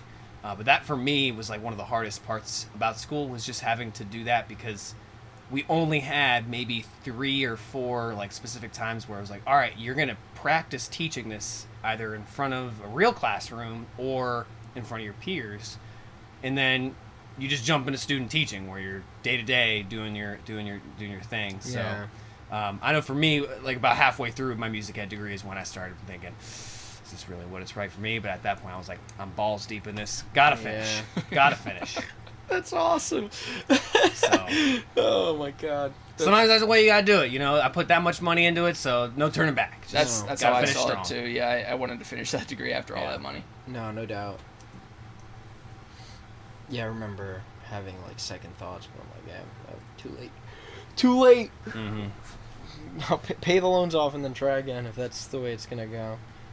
So, how many days a week do you play? Like, cause you're getting Guitar. you're Or getting or whatever. perform out? Performing, yeah, cause you're getting hired by churches. You're getting hired by everybody, Yeah. man. Usually it's 3 or 4 a week, but you gotta take the right paying gigs True. to make that happen. There's also a lot of money in like teaching and stuff too, which You give lessons? I did for a while. I haven't been able to do it since I've been doing the cruise ships. It's not fair to the students. Mm. To, it'd be better for them to take lessons from someone else That's is gonna be around all Yeah. the time. Yeah. That's funny. There's so many avenues you can make music or make money as a musician. You got to have your fingers in every single one. Yeah, definitely. I try to play every day, even if I don't, if it's not like gigging, I just practice. Yeah. Try to, and now that I have, I have my house where I can like set up all my percussion gear in my living room, get to play every day. And How many hours a day do you guys practice? I remember like when I was sharp on it, it was at least 2. Yeah. At least 2 was like my thing. Now, right now, because I'm like the fucking jack of all trades that I am right now, I am struggling to practice as Yeah. much. And it sucks because, like, one half of the coin is it sucks because I know my technique is suffering, but when I get to touch it, I'm like, all that creative juice is like, oh my god, there's an excess of ideas here, and it's cool. Because sometimes when you're practicing meticulously, you don't get that. The creativity is not always there, Mm-hmm. depending what you're practicing.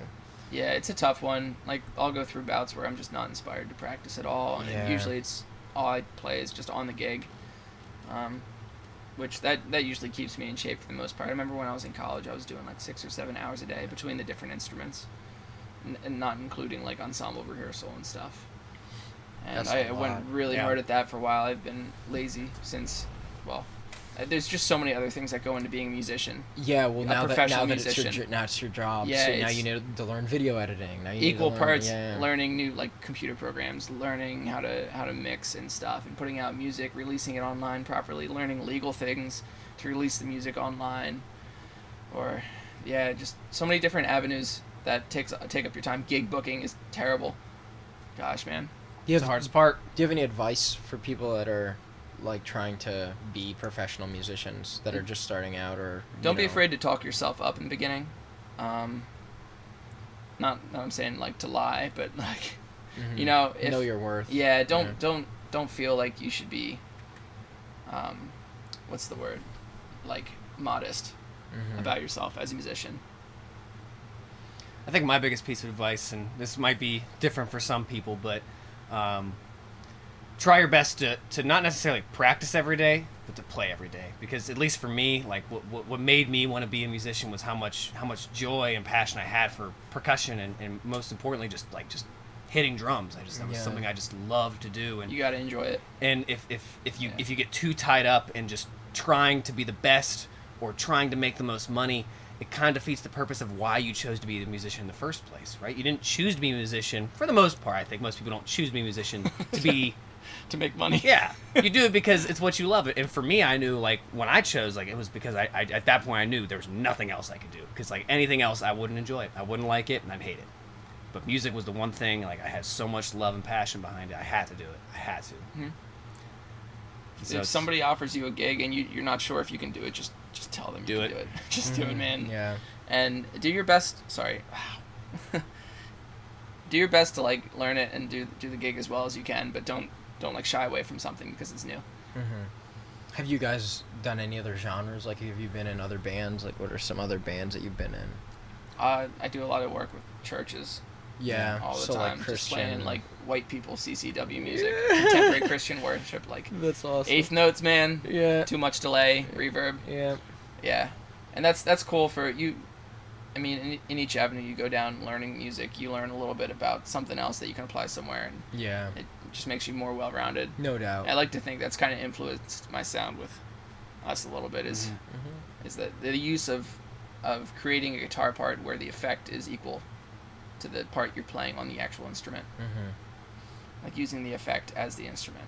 Yeah. I think that's a very, like, I used to think, Christian music is boring, or it's just like very easy music, but there's like a real art that goes into making like a very simple guitar part sound so big. Yeah. Or like it kind of goes the same with blues. Like blues music has a lot of the same form, but there's a lot of intricacies in it.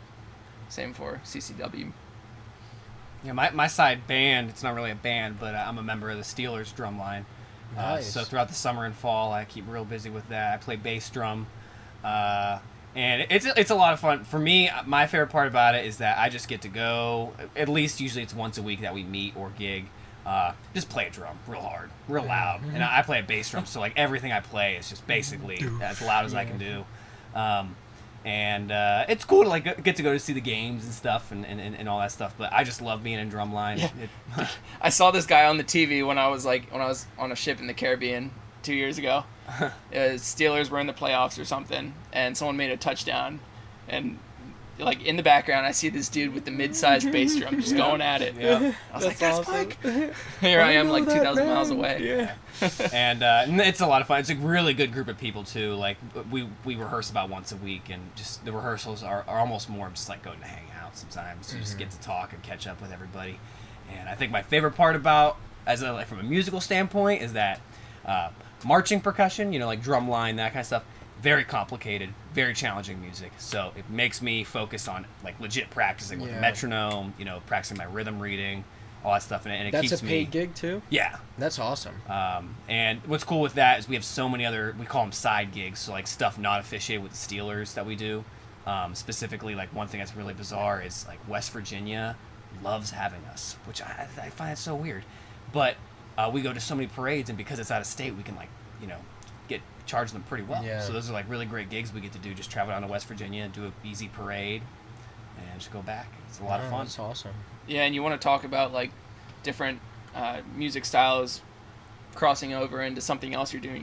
You're telling me like all the doubles that you play on bass drum, double strokes, how that has influenced your vibraphone playing. Like Mike was telling me like he really likes playing doubles on the vibes now that he's been into bass drum for so long. So I can do it now. I wrote a song with a melody that sounds super freaking hard, but he's good at doubles, man, and He handles he it. plays the heck out of it. Yeah. So how often does your band gig? We try to get together maybe 4 weeks out of the year. What? Yeah. All busy. Yeah, very busy. Damn, dude, that's crazy. Because Andrew lives in New York, Jesse lives in Philly, Pittsburgh. I seem to be back and forth between Reading and Johnstown all the time, so it's a lot. Johnstown's near Pittsburgh. Yeah, out towards that way, like an hour and a half east. But it's a lot of work to get together. So when we do get together, we try to make the most of it. Like bring some songs in and some transcriptions we've done of covers and stuff, so we can try and put that together and make the most of our time.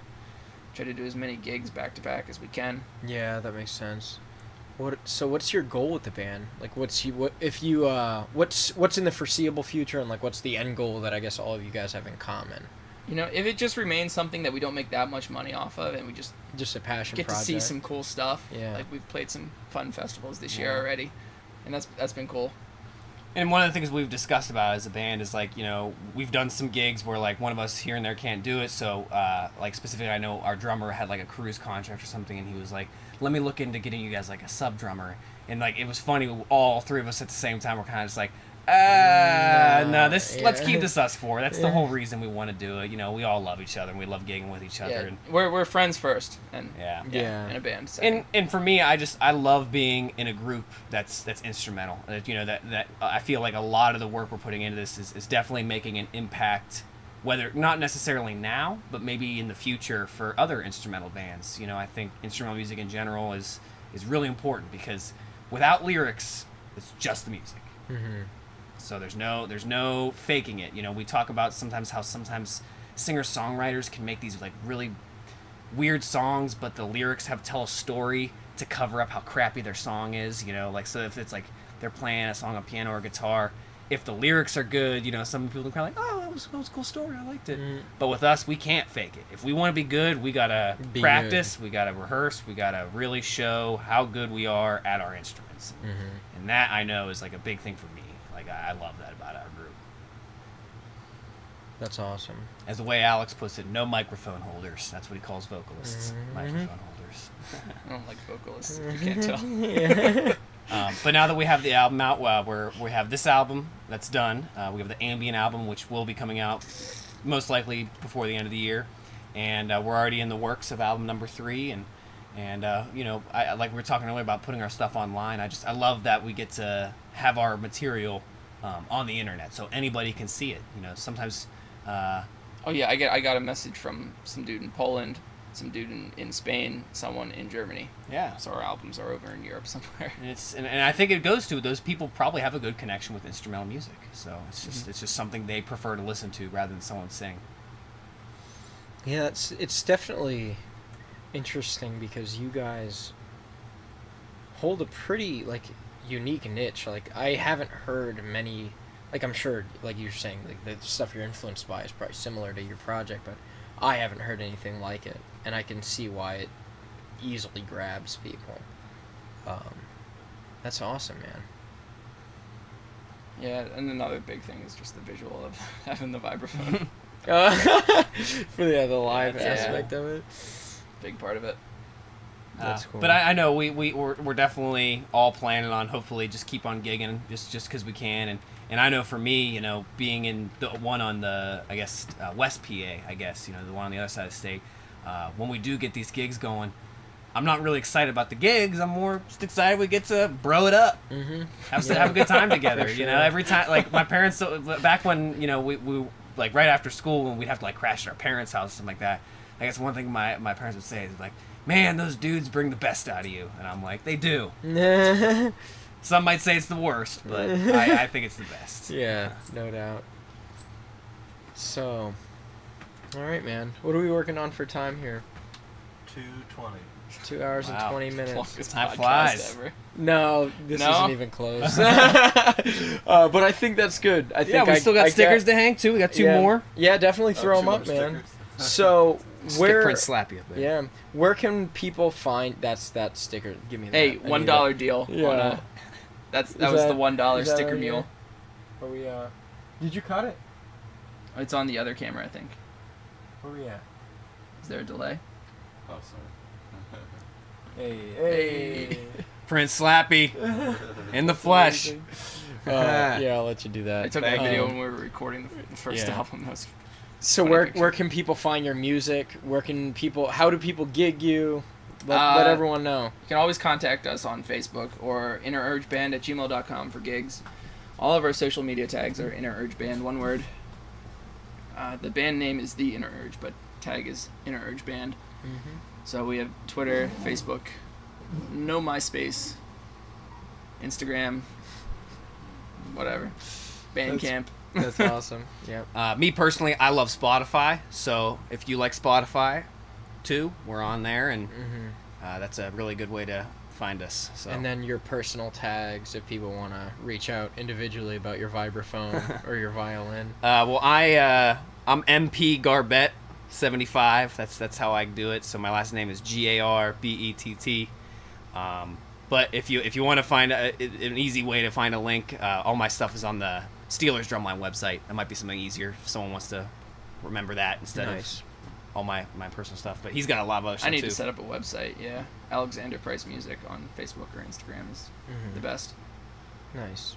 All right, dudes. Well, thanks for coming Thank on. you. It was Thanks, Brad. super fun. Yeah. You guys are very Good talks. interesting. Thanks I can't- everyone for watching. Can't wait to do some jammage. We're gonna have some fun. Yeah. Here. All right. Yep. All right. Have a good night, everybody.